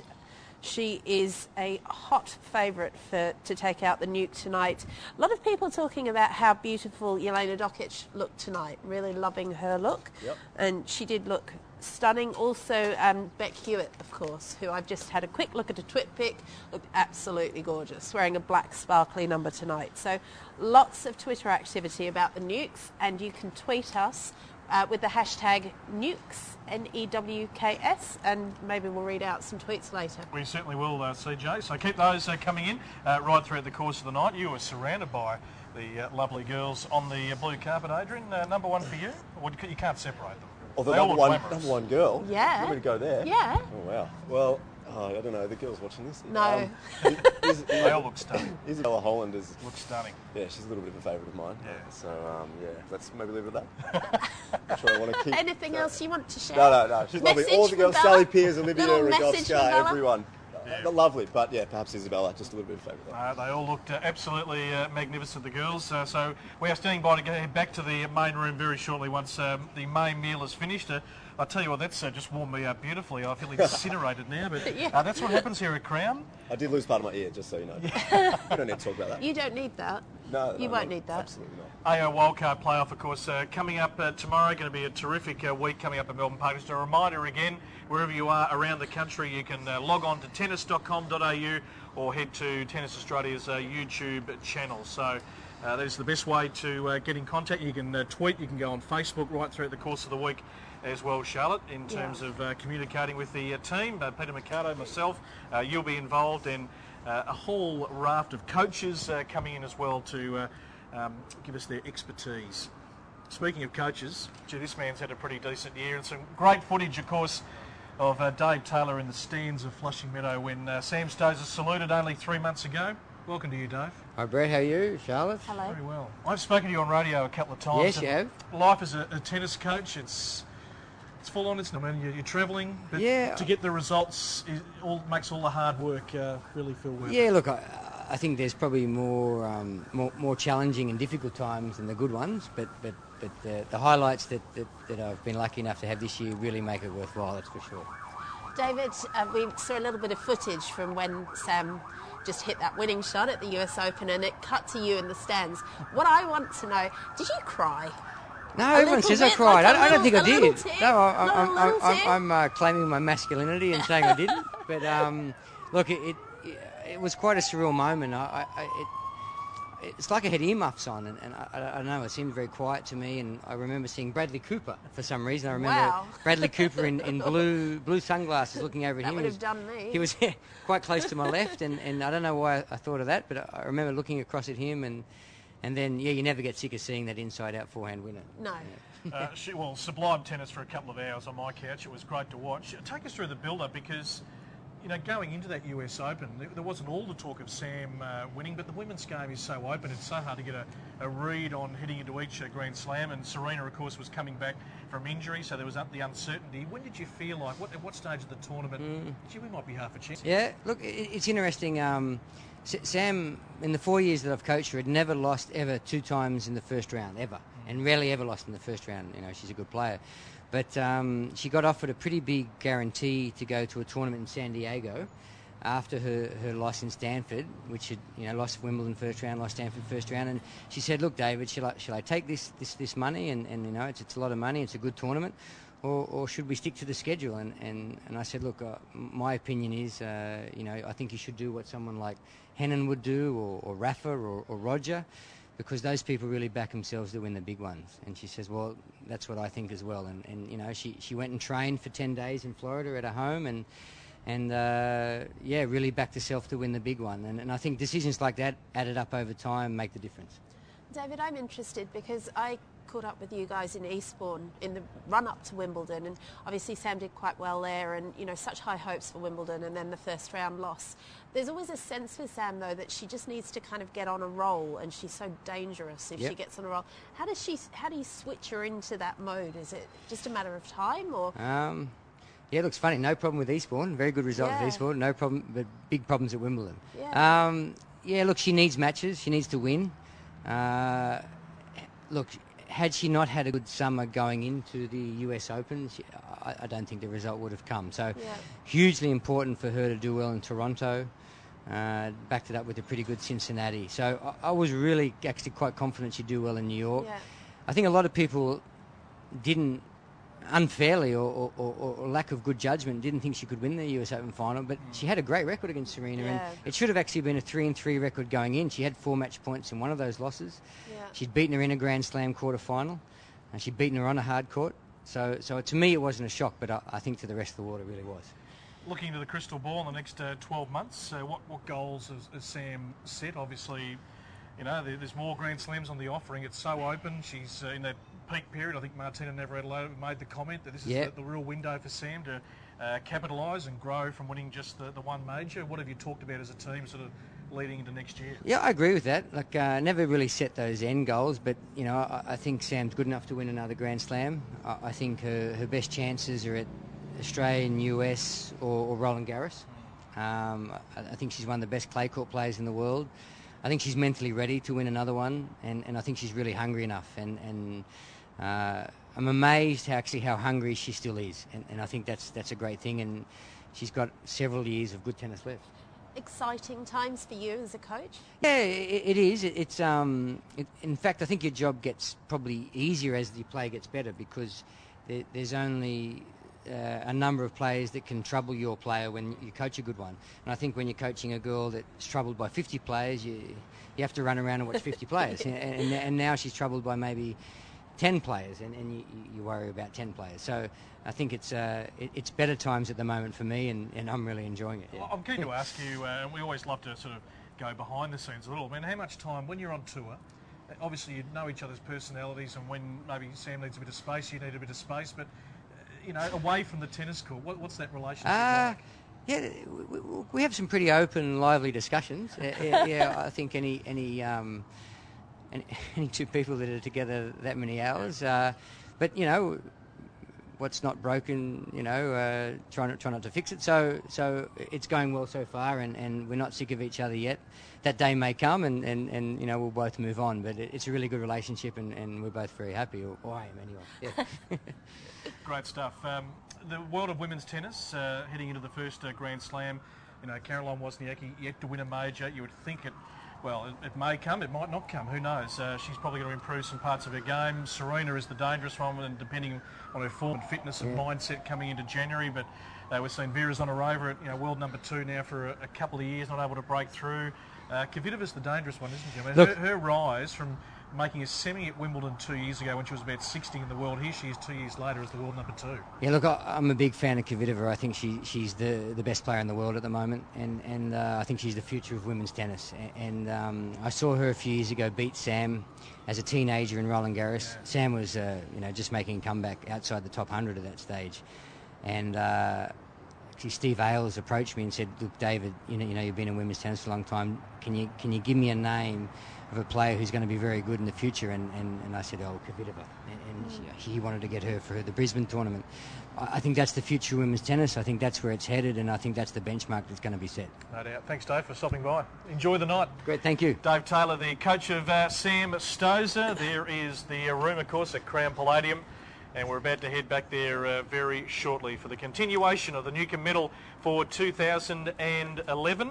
And he's got a pretty good job, hasn't he? But, I mean, they've been a great partnership. They have, and you could just see the pride on David's face. Maybe he did shed a tear, maybe he didn't, but the pride on his face when Sam hit that winning shot was unmistakable and really moving in itself, actually. And he must just be having such a great time at the moment. I think it's one of the things I enjoy seeing is when someone achieves that in an individual sport and then can climb up into the players' box, not only share it with the coach, but the manager, the parents, family, siblings, whoever's around, friends. You know, they're the people that, when you play a sport like tennis, with the ups and downs and travelling the globe, you need those really good people in your corner to support you through the good times and the lean times. And I think that those emotional celebrations are what really give meaning to results like that event. You know, at that event, they really kind of bring it home to you. I think that the people out there are human beings, and they might seem superhuman, but, you know, this is all just, this is what they do, and it means so much to them, and it's just wonderful when you see them climb up.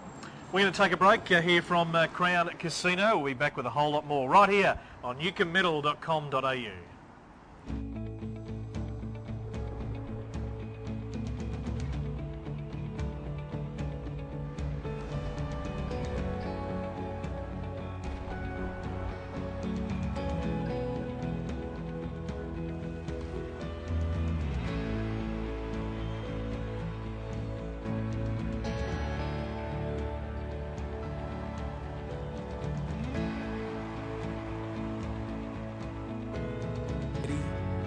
Play at the biggest sport and entertainment event of the Australian summer. Australian Open 2012. Book at Ticketek now.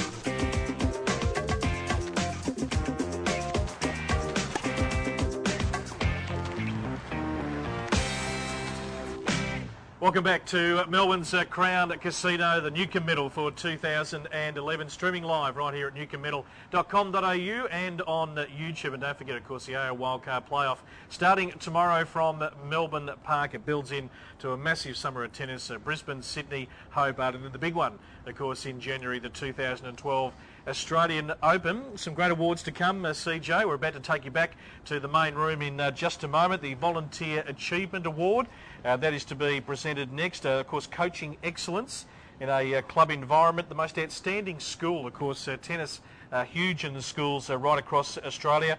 The most outstanding tournament, we've talked about that, some terrific nominations tonight. Also the Coaching Excellence High Performance. Now, we've got some terrific coaches here in Australia, so that is going to be a great award to win. Also the Female and the Male Junior Athlete of the Year. Now, we've seen Bernard win this and kick on, so whoever wins these awards tonight, you would think, are going to have pretty good years in 2012. We're certainly going to have high hopes for them, and really a benchmark for those junior players if they can pick up those awards tonight. The Spirit of Tennis Award is the other big award to be presented tonight, and that's obviously got a bit of meaning behind it, which we'll unveil very shortly, and also the Newcombe Medal, that's the big one to end the evening. Sam Stosur, Yamila Gajdosova, Matthew Ebden, and also Bernard Tomic are very worthy nominations tonight. So we've had a bit of fun out here. I mean, we've had the flames shoot up. That's kept us nice and warm. The beautiful summer's night here in Melbourne. And, of course, Crown, as Craig Willis said at the start, it was stepped up, hasn't it? It was, at Melbourne Park last year. It comes to Crown Casino, the second Newcombe Medal. This is going to be around for a long time. Certainly hope so. I think that the event is a very worthy event, and it's very important for the tennis community as a whole to honour some of the people that work very hard behind the scenes, as well as some of the household names, the players that, you know, we either know and love or we're coming to know and love.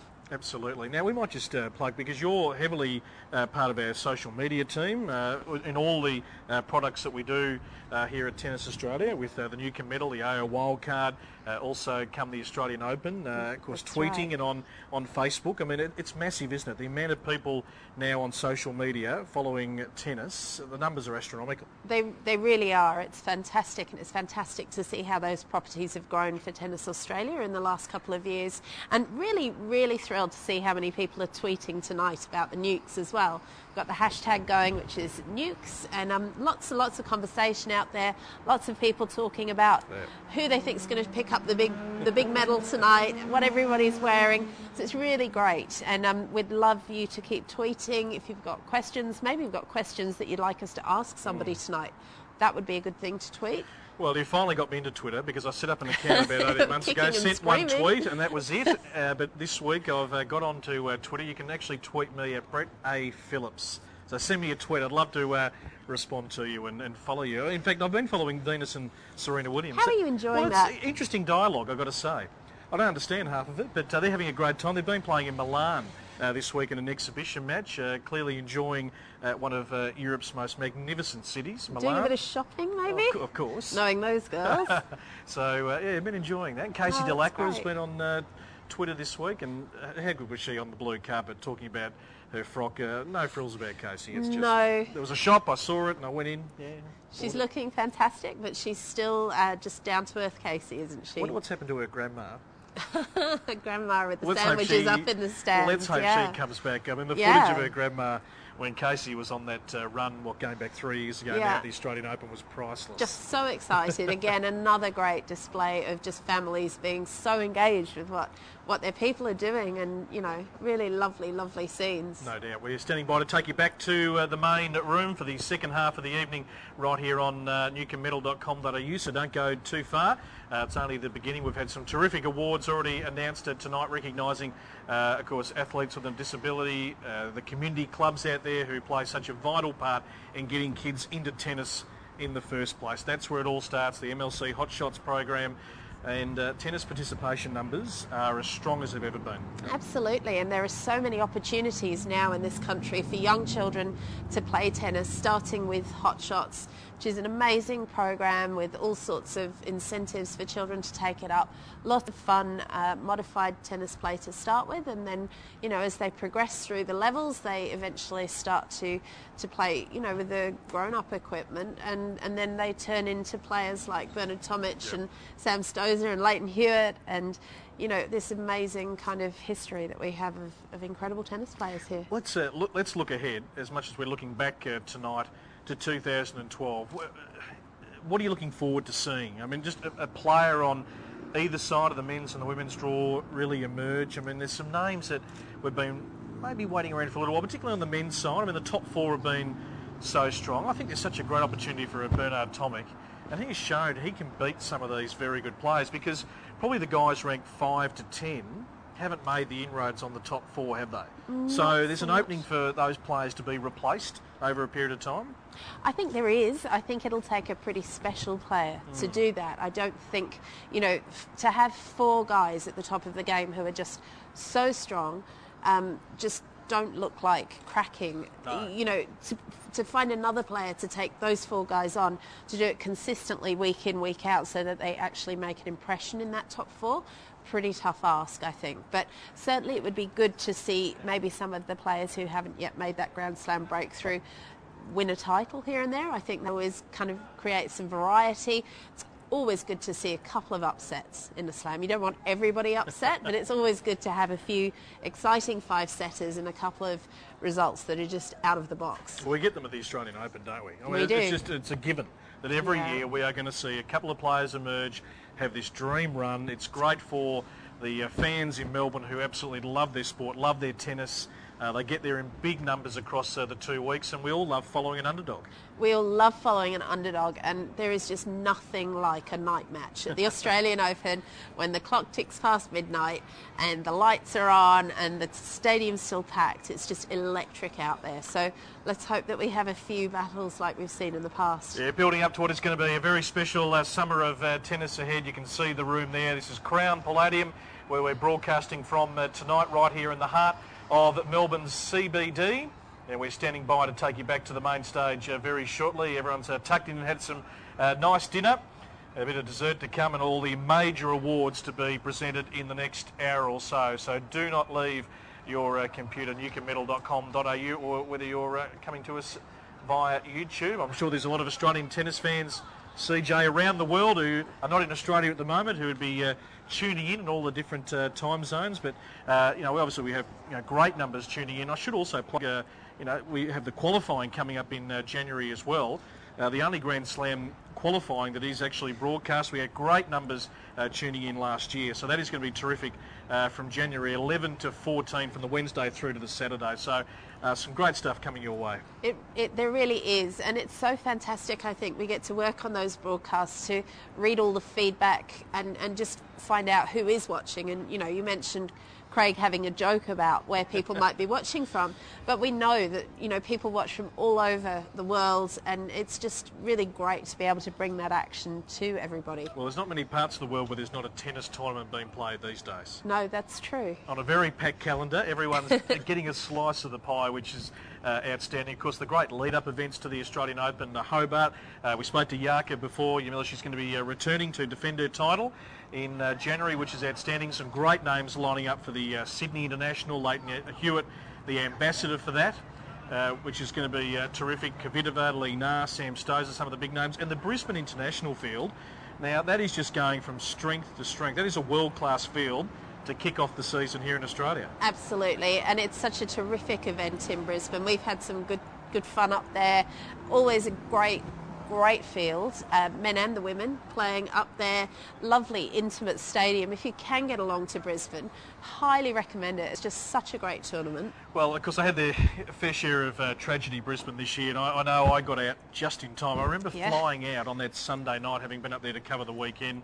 Rain absolutely bucketing down, and gee, it was tough for the people of Brisbane just after that. And I'm sure at the Brisbane International, to kick it off in January, they'll certainly pay special tribute to the flood victims up there. Brisbane certainly has recovered now, but gee, those photos of the Queensland Tennis Centre and Pat Rafter Arena underwater, they'll live with us forever. A day basically after you'd broadcast from there. I think that was probably, for me, the most poignant tennis photo of the entire year, really, was that, because it was just transformed and it looked like an indoor swimming pool, didn't it? It was really quite shocking. So we had the amazing event in January this year to raise money for the victims, and it was so good to see all of the players kick in some time and take part in that. All right, you're going to get on a limb here. I want you to tip me a winner tonight. It's all coming up in the next hour. Sam Stosur, Yamila Gajdosova, Matthew Ebden, Bernard Tomic. Who's going to take out the Newcombe Medal? I'm going to put it right out there. Yes. I'm going to say that you couldn't tip against Sam. She's just had such an incredible year. She won it last year, and what she's achieved this year, I think, is even more incredible. So I think that she's the hot favourite, and I believe she'll take it out. Yeah, going to be tough to beat. I think you win a Grand Slam, it certainly puts you right there at the top of the pecking order, but three other very worthy nominations who have had terrific years, real breakthrough years in terms of Bernard and Matt Ebden and Yamila Gajdosova, just consolidating her spot in the top 50. What can Sam achieve next year? When you look at her game, obviously her serve has become a huge weapon, because we know how powerful it is for Serena when you're winning 3 points off your serve. That is big in women's tennis. Her ground strokes, what's maybe the one area that can take Sam a little bit higher? I think that her second serve has tremendous potential, that kick second serve. I think maybe if she can up the consistency on that a little bit, that is actually a weapon in itself, that second serve. Maybe just falls off a little bit sometimes when she gets tight. So I think that probably can improve.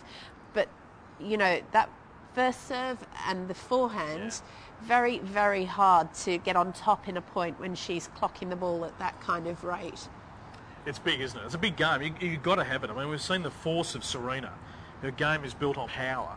Yeah. And when she was blown off the court, it was just amazing to watch. You've never seen Serena outplayed like that. She had no answer. Normally she's got an answer. No, and I think where Sam has a really great game against Serena is because Sam is so fit as well. So, you know, you can't underestimate the value of that. She's, I believe, the fittest woman on the women's tour. Even next to Serena when Serena's in top condition, I think Sam is fitter. I think she moves better. And I think with the weapons that she has so much potential to actually make her mark. We don't know what Serena's going to do this year. That's the thing. You know, she might turn up, she might not turn up. And I think that Sam has a real opportunity this year to capitalise. No doubt. We are standing by to take you back to the main room here at Crown Palladium for the continuation of the Newcombe Medal for 2011. Of course, all the big awards to come. Here's Craig Willis. Could I ask those standing, if you would be so kind as to resume your seats. Thank you very much. And folks, just before we head to our very special guest artiste tonight, the organisers of the Newcombe Medal had a special request from a player that we have all come to know and love very dearly over the years, who just wanted to say a few words to her tennis family. Would you please welcome to the stage tonight, Elena Dokic.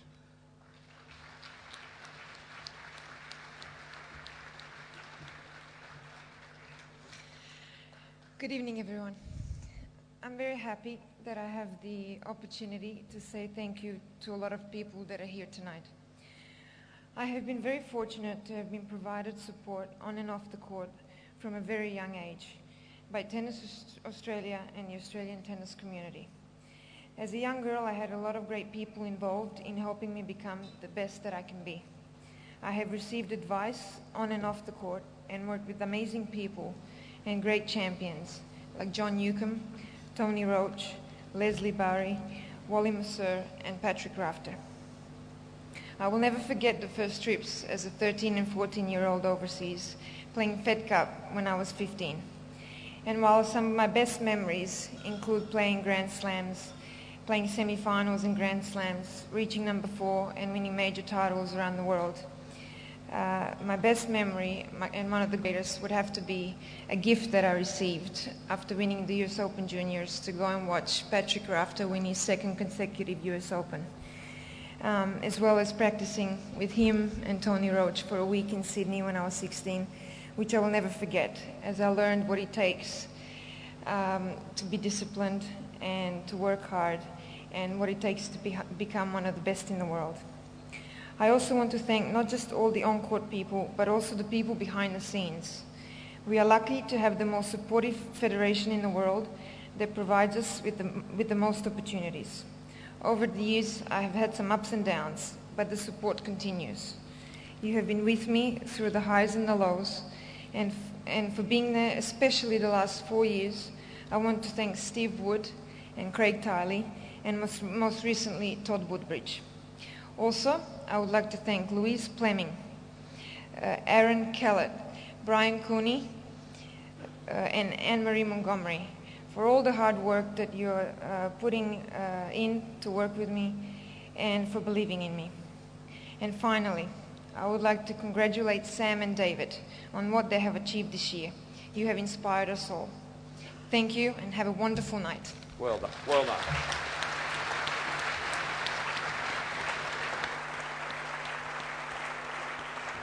Well done, Elena. And Elena's playing Auckland and Sydney on the road to the Australian Open 2012. And I know that you will join with me in wishing her the very best of luck in the forthcoming great summer of tennis. Let's have another round of applause for Elena Dokic.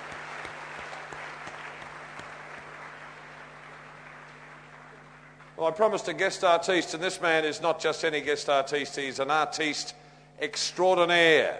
I've had the privilege of introducing him at many a function, and he never ceases to amaze me with his outstanding talent. Recently, he knocked them dead at the ARIA Awards, and it is my great pleasure, ladies and gentlemen, tonight to introduce to the stage the one and only Mr. Guy Sebastian. Thank you.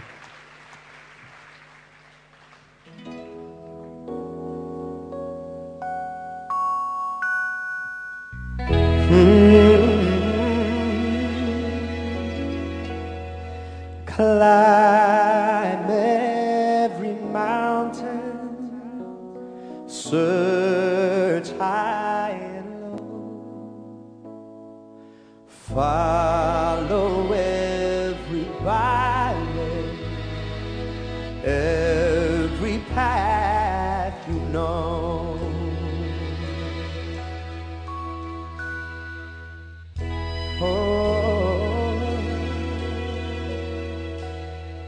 Climb every mountain and ford every stream, follow every rainbow until you find your dream.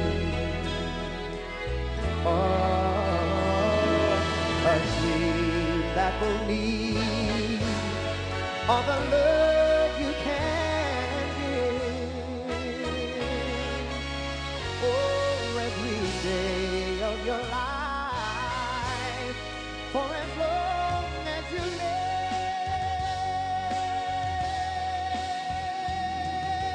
Climb every mountain, ford every stream, follow every rainbow till you find your dream.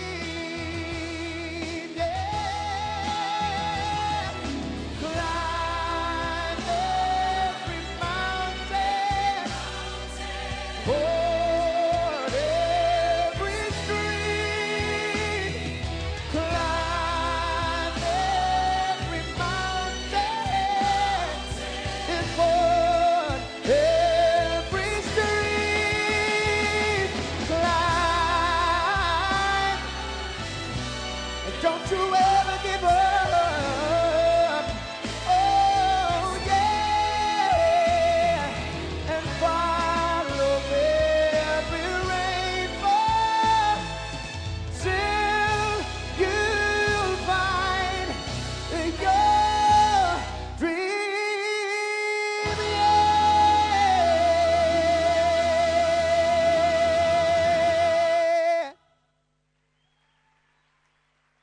Thank you.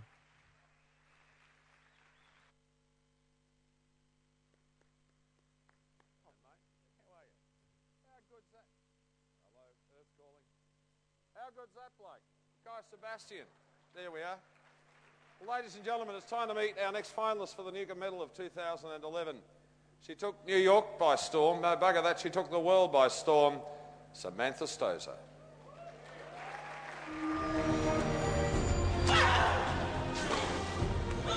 And she's done it. Sam Stosur has won the US Open.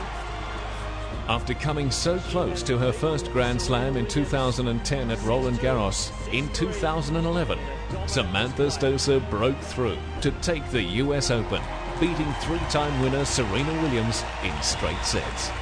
For the 27-year-old Queenslander, it was sweet reward for years of work and cemented her place inside the world top 10. It's an unbelievable feeling, and especially to beat Serena on this court, it's I kind of don't even know how to describe it. In addition to the triumph in New York, there were final appearances in Rome and Toronto, and semi-finals at Stuttgart and Eastbourne. Well, ladies and gentlemen, Samantha Stosur is going to have a little chin waggle, chatteroony with Adrian Franklin.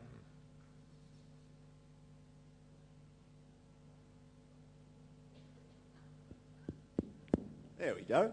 Hello. That cracking forehand winner that you hit to win the US Open, does it get tiring to see that ever? I have to say not. It's, I've obviously seen that replayed time and time again, but every time I see it, it still brings a smile to my face. Have things changed for you at all out on the street? You go under the radar a little bit, it has to be said, but now I can imagine people are tapping you on the shoulder, asking for autographs, all that thing. Is that just blown up a little bit? Yeah, it's definitely become a lot more and more. Every time I go out, someone usually comes over and says well done, or ask for a photo or something like that, but it's really nice to know that I've always, continually getting that support now, and to have impacted so many people with winning, I think is fantastic, because everyone said they were late for work and really enjoyed watching me. So I was very happy that I was able to give everyone a late start that morning. And the big one, the Australian Open, everyone in this room would love to see you win it. What are your thoughts? Can it be done this time? Well, I'd love to win it too, so I'll give it my best shot. It's obviously it's a huge tournament for me, and I always love playing here at Melbourne Park, so hopefully I can play my best tennis and have my best result ever. Thank you very much for your time. Thank you. Well done, Sam. Thank you, Adrian. Well, ladies and gentlemen, our next award this evening highlights the work of a critical section of our tennis community, the volunteers, and we couldn't do it without them. We're lucky tonight to have with us someone who's been a great supporter of tennis and indeed of sport in general. To present the Volunteer Achievement Award, would you please welcome the Senator, the Honourable Kate Lundy, Parliamentary Secretary to the Prime Minister and Senator for the ACT.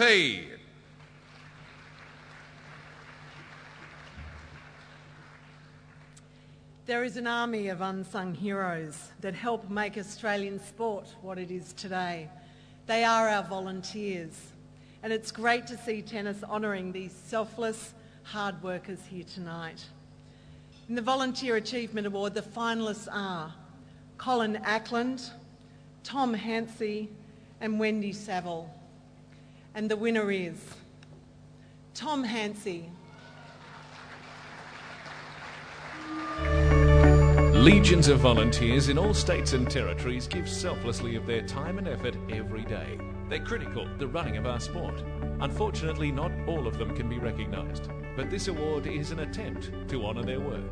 There were some terrific nominations, especially recognising finalists Colin Ackland and Wendy Saville. But, ladies and gentlemen, this year's winner of the Volunteer Achievement Award is Tom Hansey.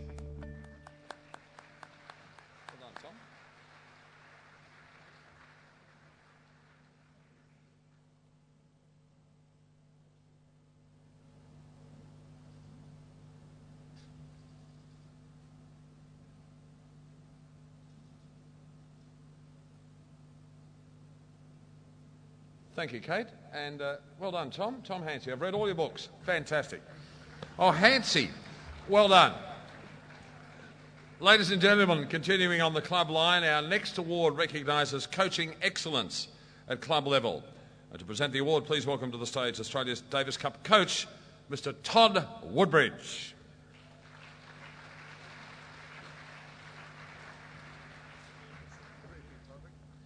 Good evening, everybody. It's where we all start and where hopefully we all finish. It's important. And where would we be without a club coach? This is an award to recognise a group of people who devote their lives to keeping our game alive and flourishing. The finalists are Clint Fife, Peter Lumsden and Peter Owen. And the winner is Peter Owen.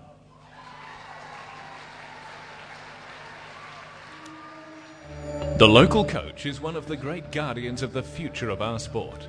He or she is out on court, passing on the knowledge of generations to new and receptive players. They keep our game alive and are now growing it. This year's winner has done an incredible job spanning several decades, teaching tennis to a vast audience. He is a true coaching leader, not just in his home city of Melbourne, but nationally. Congratulations also go to finalists Clint Fife and Peter Lumsden. But, ladies and gentlemen, the winner of the Club Coaching Excellence Award is Peter Owen.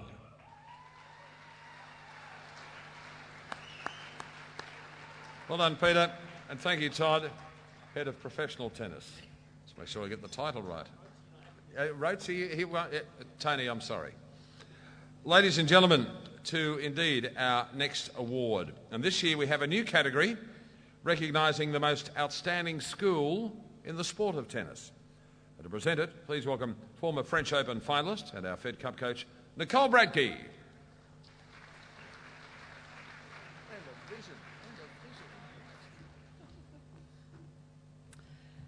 School sport provides some of the greatest memories of our lives. If tennis is to continue to thrive and grow, we want it to be part of many of Australians' youngest favourite school memory. This award carries with it a special $5,000 tennis development prize.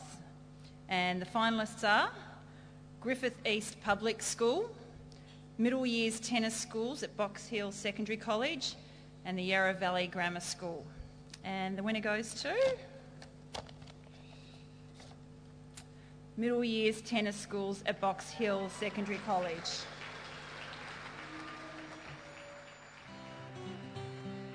This award recognises a primary, secondary or combined school that has demonstrated a commitment to tennis and to delivering programs such as MLC Tennis Hotshots as part of its curriculum. This year's winner also has multiple qualified coaches on staff and is highly active promoting tennis in the community. Beating a quality field that included schools in Yarra Valley and Griffith, ladies and gentlemen, the winner of the award for Most Outstanding School is the Middle Years Tennis Schools at Box Hill Secondary School. Well done to the team at the Box Hill Secondary College, and as Nicole mentioned, a special $5,000 tennis development prize from Tennis Australia. Thanks, guys. Well done. Thank you, Nicole. Lovely to see you as always. Well, as we draw closer to announcing the Newcombe medalist for 2011, our next award recognises Australia's most outstanding tournament. And to make the presentation, please welcome someone who does know a lot about running very successful tournaments. He's the ATP Chief Executive Officer, International, hell of a title, and Tournament Director of the Barclays ATP World Tour Finals, recently completed and won by Roger. Ladies and gentlemen, please welcome Brad Druitt.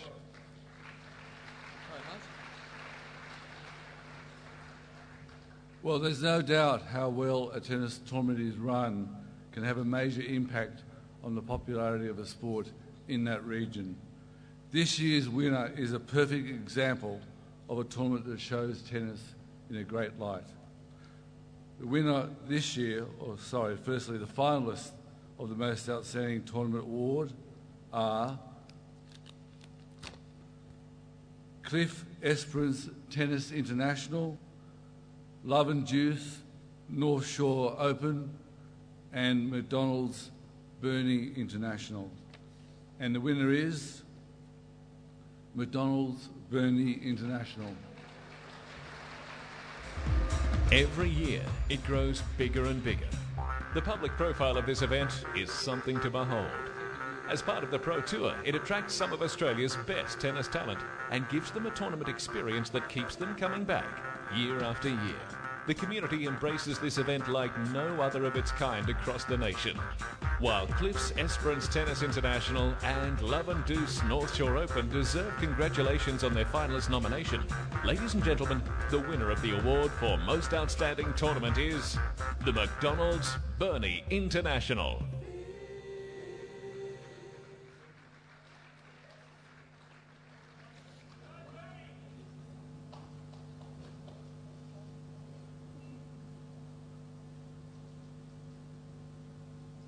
And a lovely photo, and this is the mixed doubles pairings in the final too. Well done, guys. Congratulations.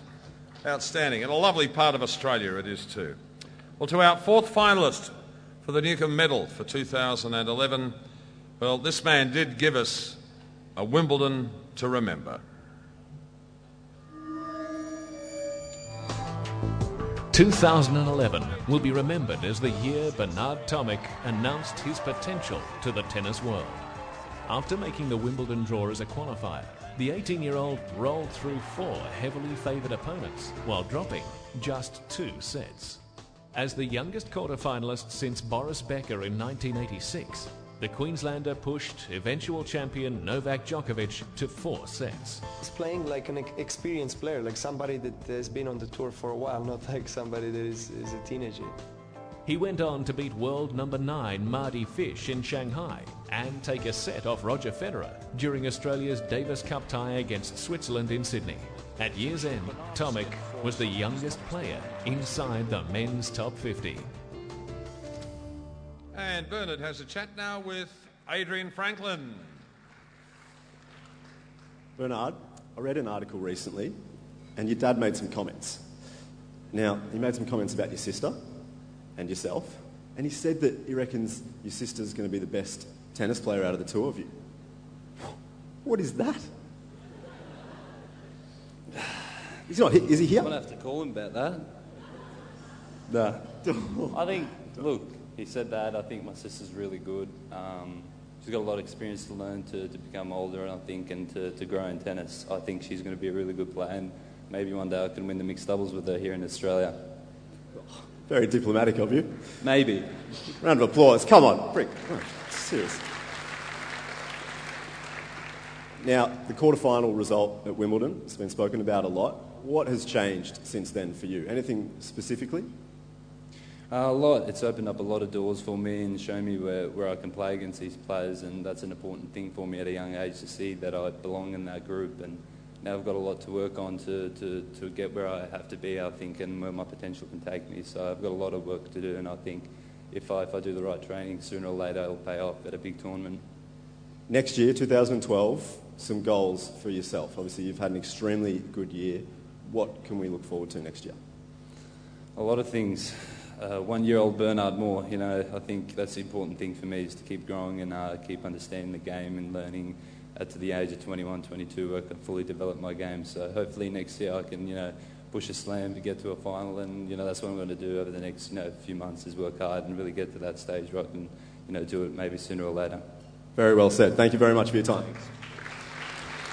Thank you, Adrian. Thank you, Bernard. Well done. Well, ladies and gentlemen, it is now time to recognise one of the internationally elite awards of the evening and our final Coaches Award for the night. And to present the award for Coaching Excellence, High Performance, would you please give a very special welcome to one Davis Cup captain, Patrick Rafter.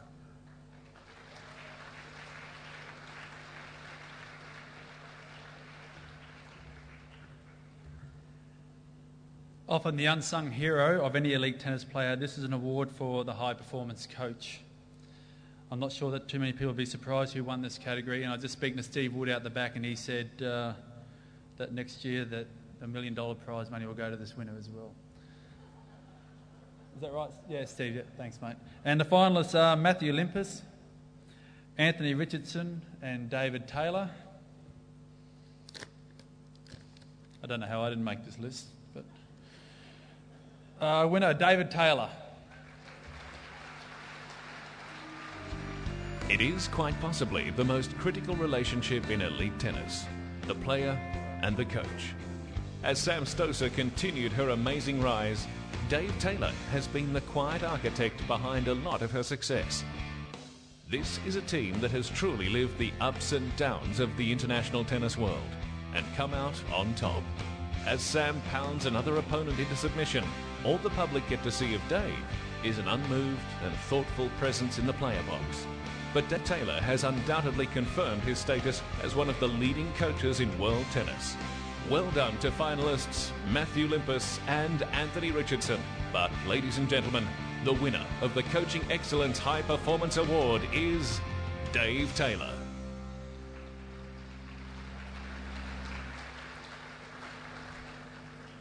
Thanks, Craig, and it's quite an honour to receive the award from Pat.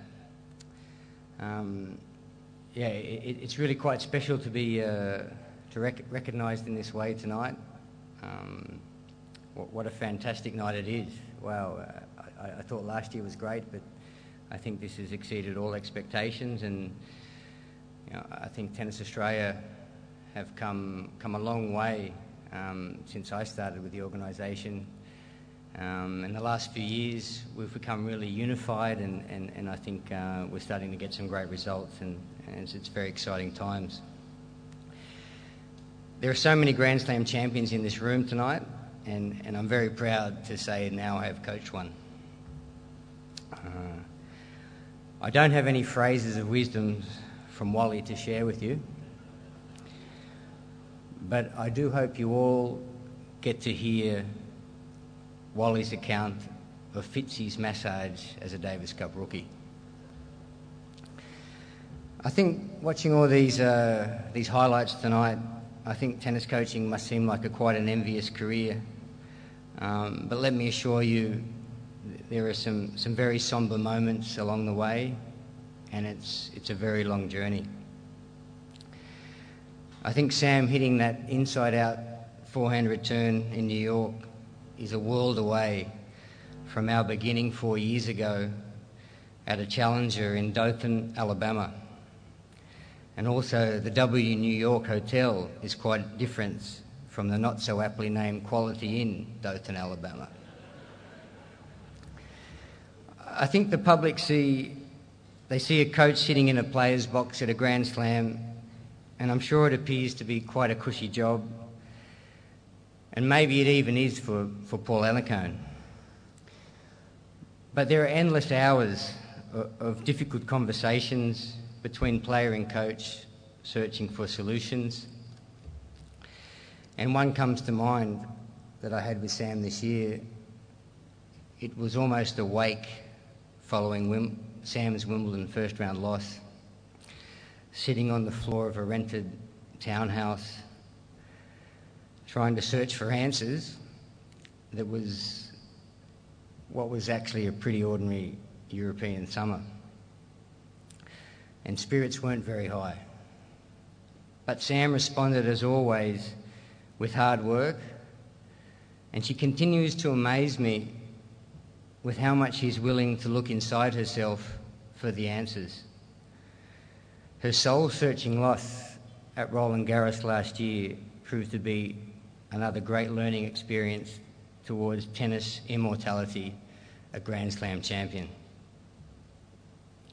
So if any coach gets the opportunity to start that journey with a decent player, the best advice I can give is to make sure that all your energy, passion, heartache and commitment is worth it.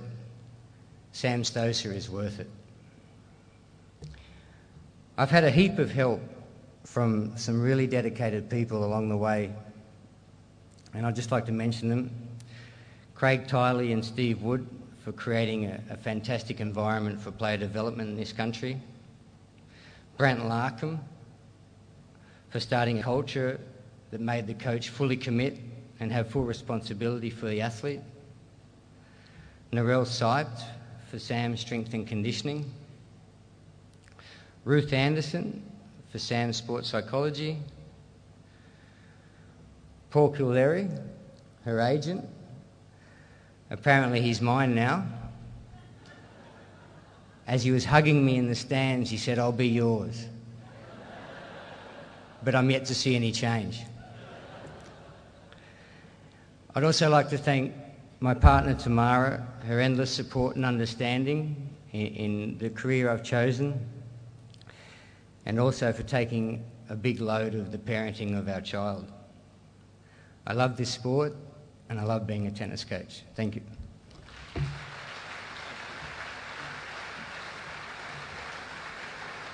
Well done, David. Congratulations on a stellar year for you. Well, ladies and gentlemen, juniors are the future of our sport, and tonight we recognise both female and male Junior Athletes of the Year. And to make the presentations, would you welcome to the stage Tennis Australia CEO, Mr. Steve Wood, and another legend of the game, Yvonne Coldigullo.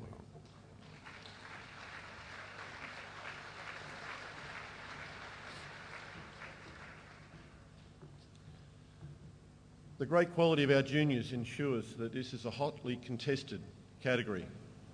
But I think that this year our best junior boy and our best junior girl pretty much picked themselves. Without doubt, Steve. The combined effort of this pair this year has given Australian tennis fans cause for much excitement about the future. Our finalists in the boys are Jason Kubler and Luke Saville, and in the girls, Nectar Baines and Ashley Barty.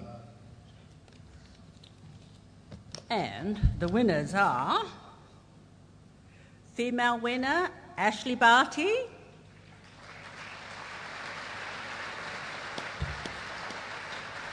and male winner Luke Saville.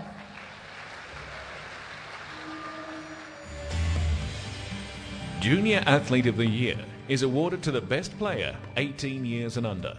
At just 15 years of age, Queenslander Ash Barty already has the world sitting up, taking notice. She came from behind and overpowered numerous older opponents to become the first Australian girl in more than 3 decades to win the Wimbledon Junior Girls Crown. Just to top it off, she then led the Australian team to victory in the Junior Fed Cup final. South Australian Luke Saville also had a massive year, starting with a great run to the final of the Australian Open. He backed it up with a string of brilliant performances at Wimbledon. None better than his stunning 3-set victory against hometown hope Liam Brody to win the Wimbledon Junior Boys Crown and complete an amazing Australian double. Ladies and gentlemen, our Junior Athletes of the Year are Ash Barty and Luke Saville.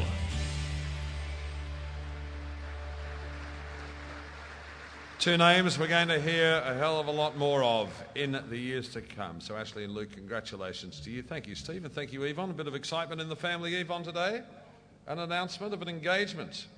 Kelly's got engaged. That's outstanding. So, Kelly, congratulations to you on your engagement. That is just wonderful, wonderful, wonderful news. We have a very special treat, the Spirit of Tennis Award. This is an award recognising exceptional contributions made to our sport, demonstrating incredible spirit on and off the court. This year's Davis Cup tie against Switzerland was amazing for the tennis, but also an incredible battle of courage and perseverance from one man just to play.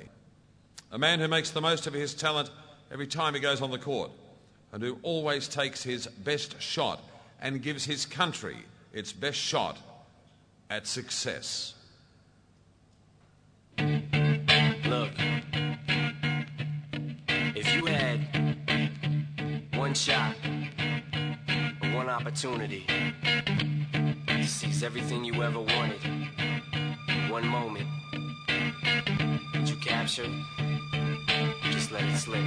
Yo. You better lose yourself in the music the moment you own it. You better never let it go. You only get one shot. Do not miss your chance to blow. This opportunity comes once in a lifetime. You better lose yourself in the music the moment you own it. You better never let it go. You only get one shot. Do not miss your chance to blow. This opportunity comes once in a lifetime. You better. Gordy was looking for the wide serve.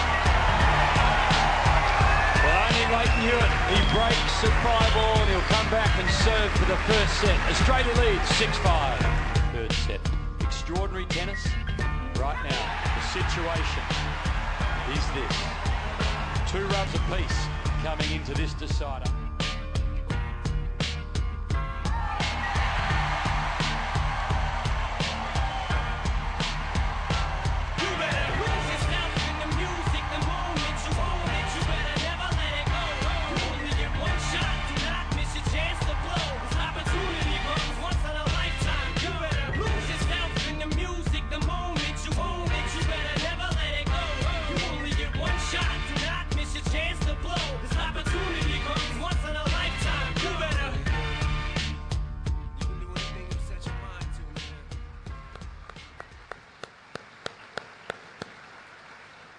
Ladies and gentlemen, before we hear from Leyton, we're very fortunate to have within our midst tonight a very special guest to pay tribute to our greatest Davis Cup player. Would you please welcome to the stage broadcaster extraordinaire, former Wallabies coach and a man who was once a very talented tennis player. That's just one of his many credits, and he loves the game. Please welcome Mr. Alan Jones.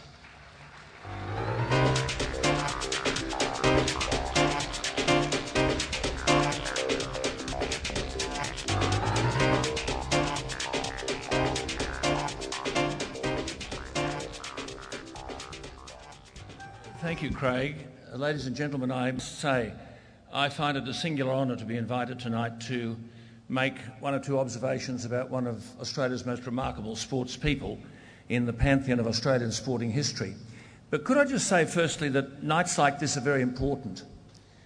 I think one of the problems we most probably have as a nation is that we're very poor in appreciating our history, and we're not so flash at acknowledging our champions. We allow them to be forgotten too readily.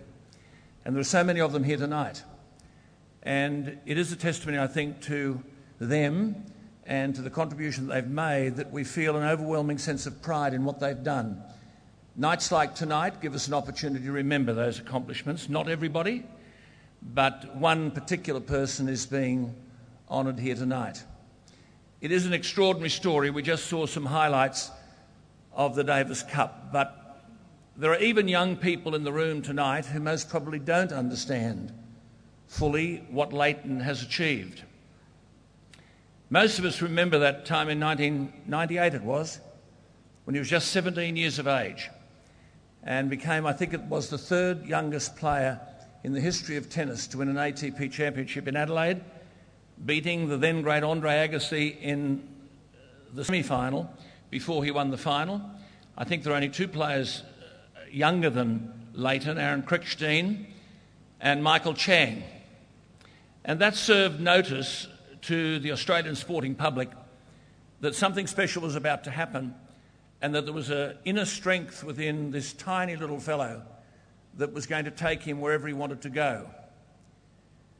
The tennis world here and internationally didn't have to wait very long, because in the year 2000 he had won a US Open doubles championship. And by 2001 he'd won a US Open singles championship to beat the great Pete Sampras in the final 7-6, 6-1, 6-1. It was extraordinary. And at 20 years of age, he became the youngest number one tennis player in the world ever.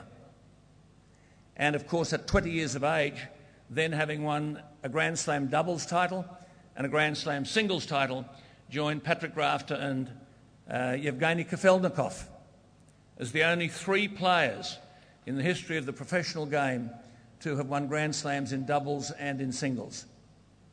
More was to come, of course, as you know, when he then won in 2002, almost effortlessly beating David Nalbandian, the Wimbledon singles championship. And this young man then dominated world tennis. It was extraordinary. We do forget how young he was at the time.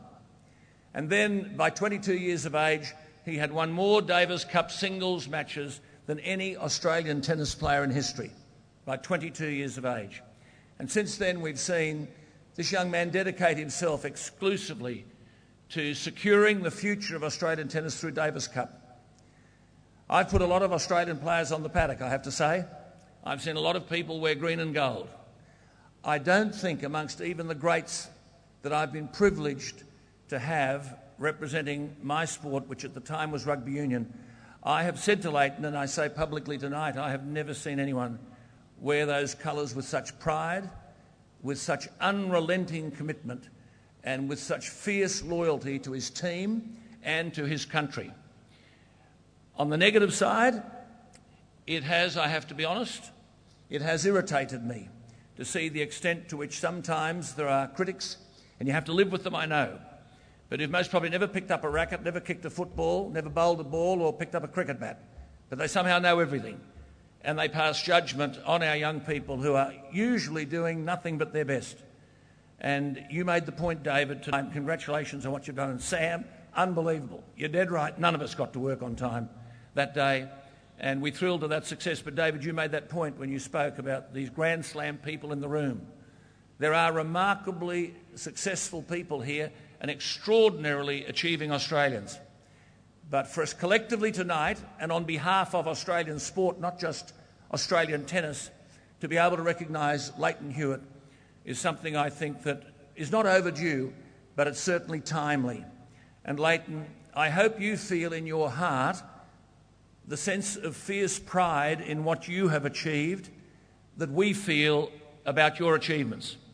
And I know it's wonderful that Beck is with you here tonight, and little Mia's just had her 6th birthday. Years move on, and so many things have happened in that intervening time. But those of us who are here tonight who love sport, who love the commitment that people give to the Australian colours, who love the effort that people make, who understand that the only thing you get without hard work is failure, who understand that success is often born of adversity, who understand that to win without risk is to triumph without glory. All of these things you've encapsulated in what you've done. It is a special career. There are hopefully some chapters yet to be written. You've climbed the mountain, you've faced adversity, and you've uncomplainingly handled them all in an exemplary way. We are uniquely proud of you, Leyton Hewitt, and it's my honour and privilege to speak on behalf of the Australian sporting community in saluting what you've done for our country, for your sport and for national pride. Would you please congratulate Mr. Leyton Hewitt.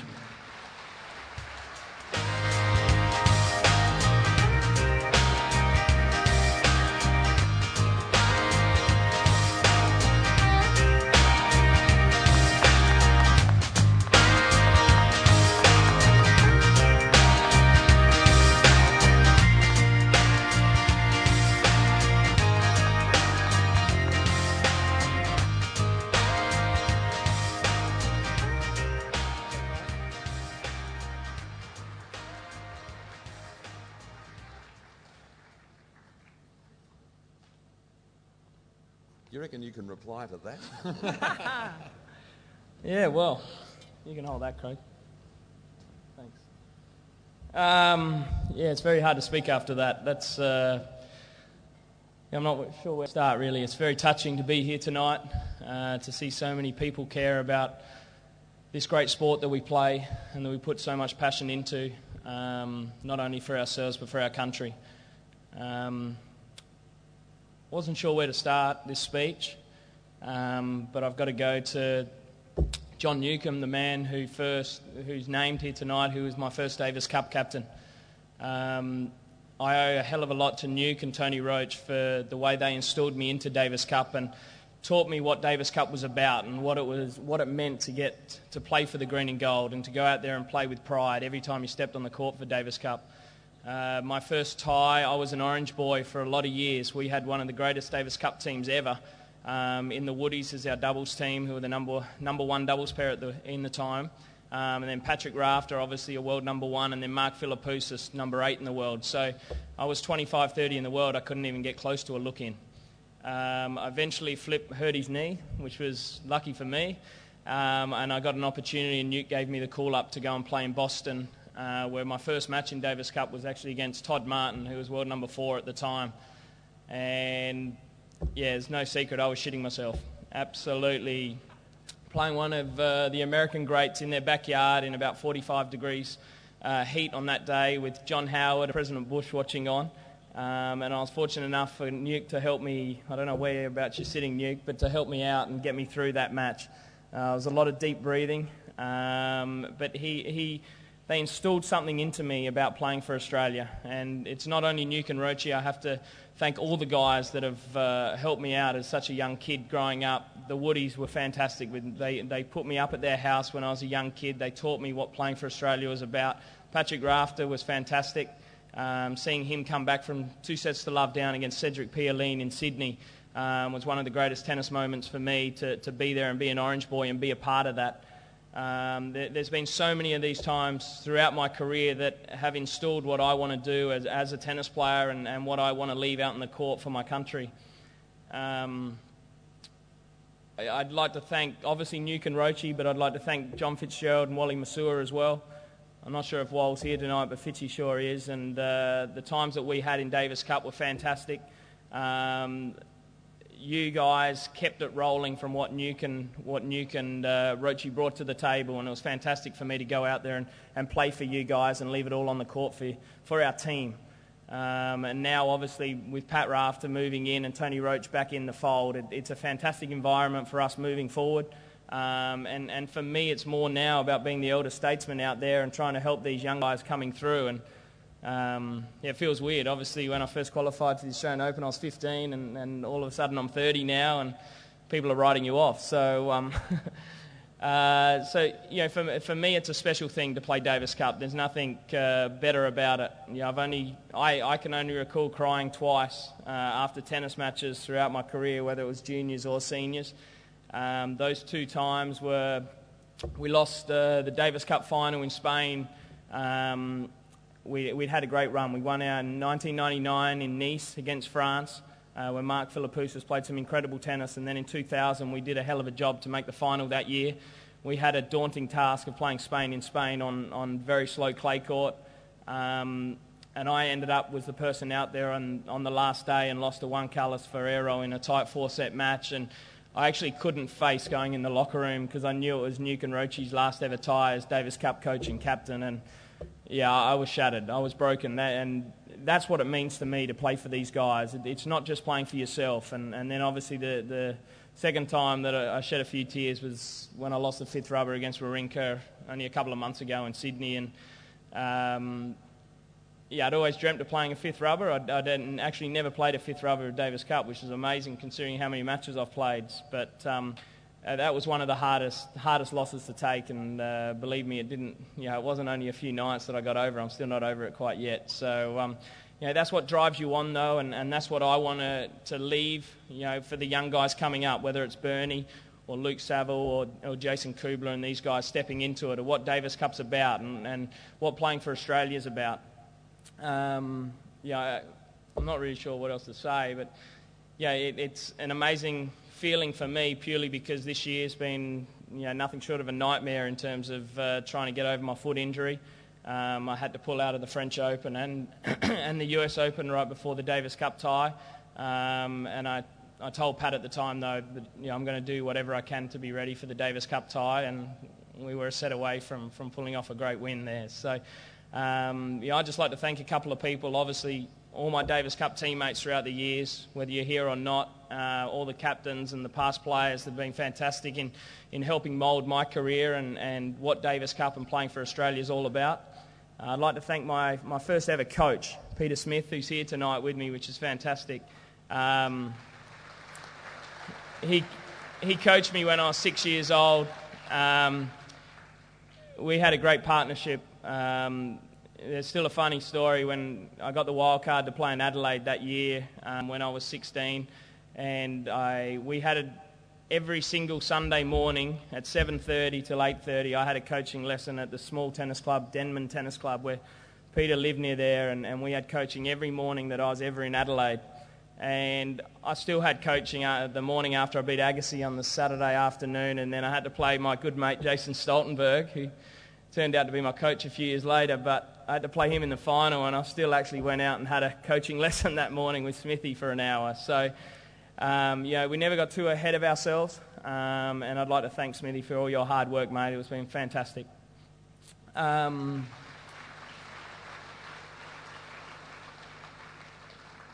lastly, I'd just like to thank two other people. This award, from what I've known, I wasn't here last year, but one of my good mates won this award, and for me, that actually means a lot to me to be the second guy to win after him. His name's Peter Luchak.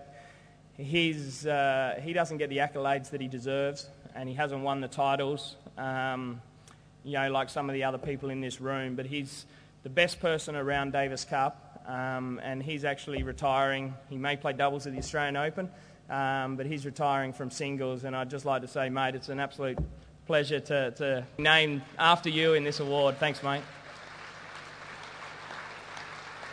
And just lastly, I'd like to thank, obviously, Beck, my beautiful wife. She's been fantastic. Obviously, this year has been a real battle for us, me physically, and she's always been there to support me, and the biggest positives I've been able to be home and clean nappies and do all those things a bit more. But you've been my rock the whole time, sweetie, so thank you very much. And lastly, I'd just like to thank everyone for coming tonight. I hope you have a great evening, and congratulations to all the winners. Thank you.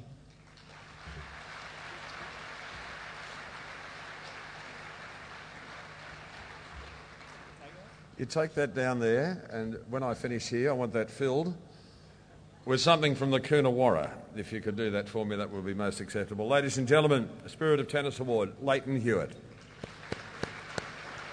And also, again, thank you to Alan Jones, an extraordinary orator and a great lover of the game of tennis and a great lover of Australian sport.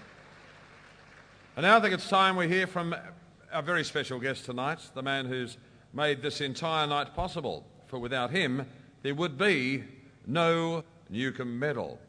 Would you please welcome to the podium Mr. John Newcombe.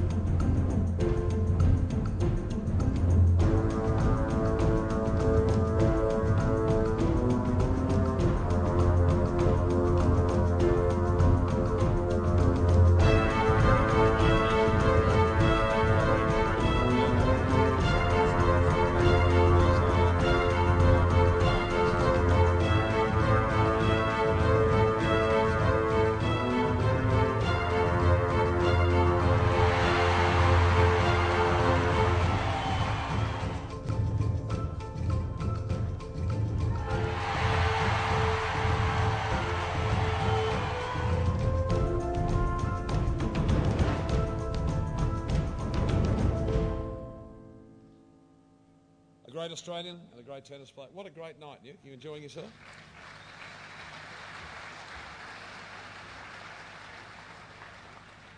Thank you, Craig. Yeah, last year was fantastic, and this is even better. It's Tennis Australia deserves a lot of praise for putting this together.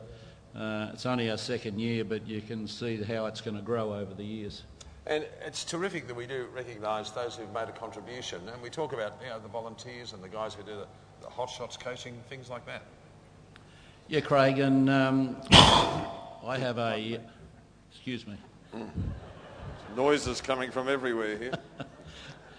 I have a special guest that I got invited down here tonight, and I talked to Steve and Craig and said there's someone that I think has done a heck of a lot for tennis over the years, and back in 1980, Tony Roach and myself could see that there wasn't a lot being done, especially in the country areas, for tennis, and it had really died out. And we started a program called Custom Credit Operation Tennis, and northern New South Wales, especially along the New England Highway, was a hotbed of tennis when I was growing up and playing in the 50s and the 60s, and also sort of in the start of the 70s, and it had just died out completely. Well, I talked to a lot of mates around Australia, and they all pitched in and helped, most of them for no money, and this guy got northern New South Wales going again, right along the New England Highway and even out on the coast with all the mates he'd known. He'd been one of the best players in New South Wales for a long time, and he'd only been going for a year, starting again in all the tournaments. He rang me up and said, "Hey, I think I found a young bloke up here from Wee War. He's 10 years of age and he's winning all the 12 and under tournaments." I said, "What's his name?" He said, "Jason Stoltenberg." And we brought Jason down to Sydney. He stayed with me for a couple of weeks and worked out with Roachy with a special squad he had, training up at Hornsby for 3 hours every day, and things go on for there. So it's people like this guy that all of you volunteers that are out here, you are really important to helping us get back to the top of world tennis, because you're down in the real grassroots of tennis. And as much as this is about getting the award for the Newcombe Medal tonight, I think it's almost more important for all you volunteers and people who have put so much into tennis. And I'd like Max Schaefer just to stand up. He's sitting at my table just down there in the front. Just stand up, Max, and have a wave. Max is from Armidale. Well done, mate. The years you've put into tennis for no monetary rewards have been fantastic. So I just wanted to mention that tonight. And also, while I just have the chance, I'd like everyone to put their hands together once again for all the people who have got awards here tonight, because they are so important to the well-being of tennis. Well, Nick, can I ask you now just to remind us of who the finalists are for the medal named in your honour? Well, Matt Ebden, Matt, I think when I spoke to you, I think it was at the Davis Cup, and I said I watched you play in Brisbane last year, and I thought, geez, here's a young bloke who's got some real talent. You move exceptionally well round the court. Nice to see someone who likes to get into the net and volley, and also who can put away a volley. So you've had a great year. Jamila, you've been doing fantastic. Your rise is just on, and if you stop those few rushes of blood where you try to see if the cover can come off the ball, the wrong time, you're destined for the top 20 in the next 12 months for sure, and maybe even better than that. So you've had a great year. And Bernard, you've had a fantastic year. You're on the rise, and as I've said to you before, that if you really listen to Pat and Tony, you couldn't have two better people to help you get right into the top and into the top 10. And it's not going to surprise me at all. I'll be a bit disappointed actually if you're not in the top 20 in the next 12 months, providing the hard work is put in. And finally to Sam, David, you couldn't have said it better. Sam, you had a really tough first 6 months of the year. You, obviously didn't live up to the expectations that you had of yourself, and to come off the floor after what happened at Wimbledon, and 2 months later to come out and not only to win the US Open, but the way you went out and played against Serena in that final was something special. And you proved something, maybe you proved something to the critics, but more importantly, I think that you really proved something to yourself, that you are capable of fantastic things. And I think you're going to go from strength to strength. And certainly number one in the world is not out of your grasp. Well, would you like to announce the... Well done to all those nominated. And the winner, the other three had a heck of a year, but it couldn't match Sam Stosur.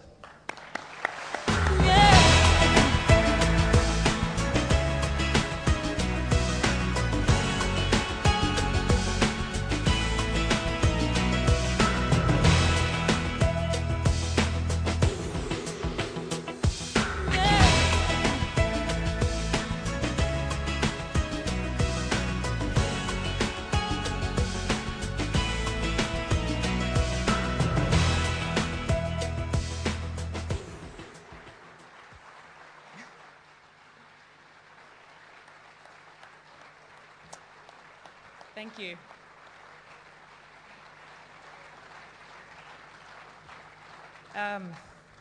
Well, it certainly is an honour to win the Newcombe Medal again for the second time in a row. It's just, I guess, to top off a great year that I've had. So thank you very much for this award. Dave has mentioned it already. There's certainly been some highs and lows throughout this year and throughout my career, as there is with anyone's career, but he's already shared with you the time sitting on the kitchen floor at the House of Wimbledon after my first round loss, and I have to say, Leyton, I've cried a lot more times than twice throughout my career over matches, so that was definitely one of them. But another one comes to mind. In Charleston, I lost this year, was going through a bit of a rough patch, and I think we sat on the grass outside the clubhouse for quite a while, getting eaten by mosquitoes and midges and talking over things, and Dave eventually picked me up off the ground and said, all right, let's go for dinner. And we went to dinner and talked a little more over maybe one margarita, and then talked a little more over a second one, and eventually got through that. But it's definitely all those hard times that make the good times possible. And it certainly ended off absolute career high for me, and I certainly wouldn't have been able to do it without Dave and my team behind me, because it's through those hard times that you really see, if the people around you fully believe in you and will always be there through thick and thin. I know that my team certainly is. So thank you to everyone who supports me throughout the year all the time. I'd also just like to make a special thank you to Craig Tiley and his team at Tennis Australia for also being there, supporting me throughout this year and also my whole career. Without you guys, none of it's possible, and a big thank you to Craig especially for putting those people that I just spoke about, my team, behind me and doing what they can for me to make me the best tennis player that I can be. So thank you, Craig, for your support, and also all the people that I don't necessarily deal with personally, but I know you're all there in the background helping and doing whatever you can for myself and all the other players. So thank you all for your hard work, and all the ones that I do contact, text, call, email daily or weekly at Tennis Australia. Thank you for your hard work, because I don't think you'd find a more passionate group of people working together, and it's all for growing our great sport. So thank you all, and well done to all the other winners and all the finalists tonight. Thank you. John, can you drape the medal around Sam's neck? Can you?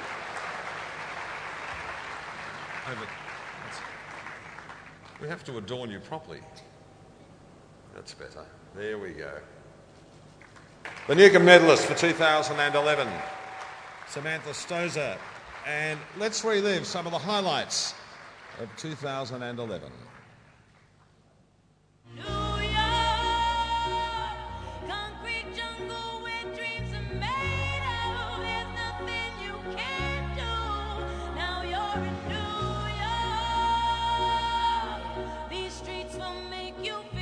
In the bear pit that is the centre court at Flushing Meadow, Sam Stosur made Australia stand tall in 2011 in front of a parochial crowd, urging Serena Williams to her 4th US crown. The Queenslander dominated the match, winning in straight sets, 6-2, 6-3. The victory broke a 31-year drought for Australian women's tennis and was a sweet Grand Slam reward for Stosur after coming so close in Paris the year before. And while the final looked easy on paper, it was the culmination of a fortnight that tested the right-hander to the very limit.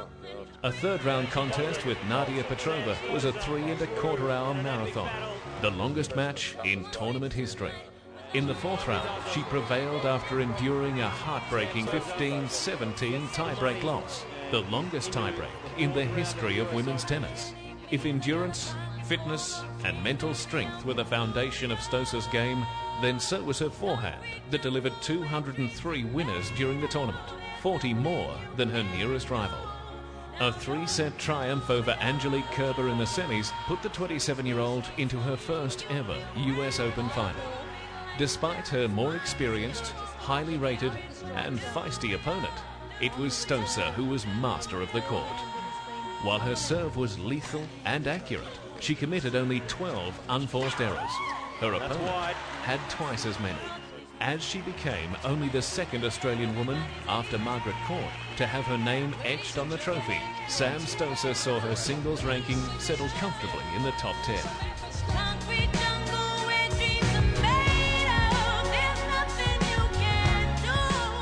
The power of her play, the willingness of her spirit, and her love of the game means the name Sam Stosur now sits with the greats of Australian tennis, and she richly deserves the John Newcombe Medal.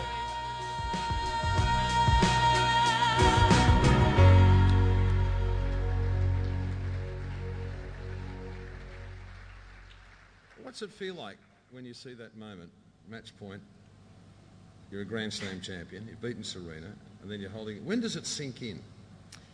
I don't know if it totally has yet. I think, a good part of it actually sinking in was when I received my trophy, 3 or 4 days ago, and I opened it in the case that it came in and carried it up the stairs to my apartment. Then it kind of sunk in that I had the cup. And did you do a little jig around it? Did you hold it? Did you get the silvo out and give it a bit of a gloss up?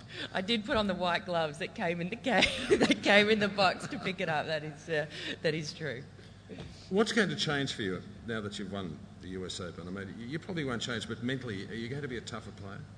Oh, I hope I will be. I think it's obviously a huge hurdle in anyone's career, and it was an absolute dream of mine to hopefully one day win a Grand Slam. And 17 years of hard work and dedication, I finally had that dream come true. So it's, it's kind of hard to put it all into words what it really means, but hopefully it will, make me a better player, and maybe one day I can experience it again. It's been a hell of a journey, because I first met you as the Gold Coast. It was the hard courts up there. I think you got a wild card, and you were playing some good tennis. Then you went and played doubles for a while, and you had some terrific success in that. But then singles became more of a focus for you. Yeah, once I got sick with Lyme's disease and had to spend all that time away from the game, I thought, no, I definitely want to dedicate myself as much as I can to being a better singles player, because I thought I could do better than what I was. So once I was back healthy again and started with Dave back at that tournament in Dothan, Alabama, that was kind of where it all started again. It was like a second career almost. Really, wasn't it? So to have this opportunity to do what I've done is, I know that I'll be able to, whenever I retire, I'll be able to retire very happy with what I've achieved. Well, we're so damn proud of you. Now, let's talk about an appearance you made in New York, because I was at my small little farm up in the high country, and the phone rang at 5 to 5 in the morning. And I thought, oh, God, somebody's died. And it was Adrian Brown from Hamish and Andy's show. And he said, we got Sam Stosur on the show tonight. And I said, yeah, all right, so what? We want you to record an intro for her. So I got this little studio set up on the kitchen table, recorded, ladies and gentlemen, the US Open champion, Samantha Stosur, Australia. Don't know, because you know how untechnical I am. Did it MP3 file over to New York, sit down that night with a bottle of red, and there you are on the Hamish and Andy show with the introduction. What was that like? Was that sort of a surreal feeling? You're being feted by TV shows in the States, by sporting channels, everyone who wants to talk to Sam Stosur.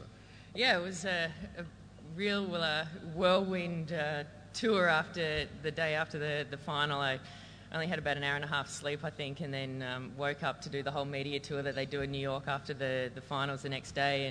And after 7 hours of that, I was absolutely exhausted, and then I had a few hours off and then made it to the Hamish and Andy show, and that was well worth the effort to get out there. Those guys are very, very funny, and actually, I don't know if I said it before I went out there, but someone asked me about playing at the Aussie Open next year and what it's going to be like to be warming up and they read out your intro, and I actually had in my head your intro and saying US Open winner, and then I actually heard it a lot sooner than what I thought I would, because that's exactly what you said leading into that program, so it was a very nice surprise. It's going to be a great summer for you. You're starting in Brisbane, a terrific field up there. Now it's a WTA premium event, which has attracted Maria Sharapova, Serena, Anna Ivanovic, Kim Clijsters, then Sydney, and then the Australian Open. Great preparation. Yeah, it's going to be a really good lead up. Brisbane and Sydney are going to be great tournaments, and yeah, hopefully I can have a good lead to Melbourne, play well, and hopefully win some matches, and then really try and hit my form down here in Melbourne, and hopefully play my best tennis, and we'll see what that gets me. Well, I know one thing, you'll always give 110%. Yes, I will. Well done, Sam. Thank you. Well done. Thank you. Samantha Souza. Now, a dual Newcombe medalist. Well, ladies and gentlemen, Sam, actually, I'd like you not to go too far, because we did this last year and it was just terrific. I'd like to invite all players, past and present, to join us on the stage for a group photo with Sam. So, and anyone else who'd like to take photos, please feel free, but come on up. Not the lot of yous, just past players, etc., to come up and join us on stage. Ladies and gentlemen, while we take these photos, and please feel free to join in, our dessert is about to be served, and then the music begins.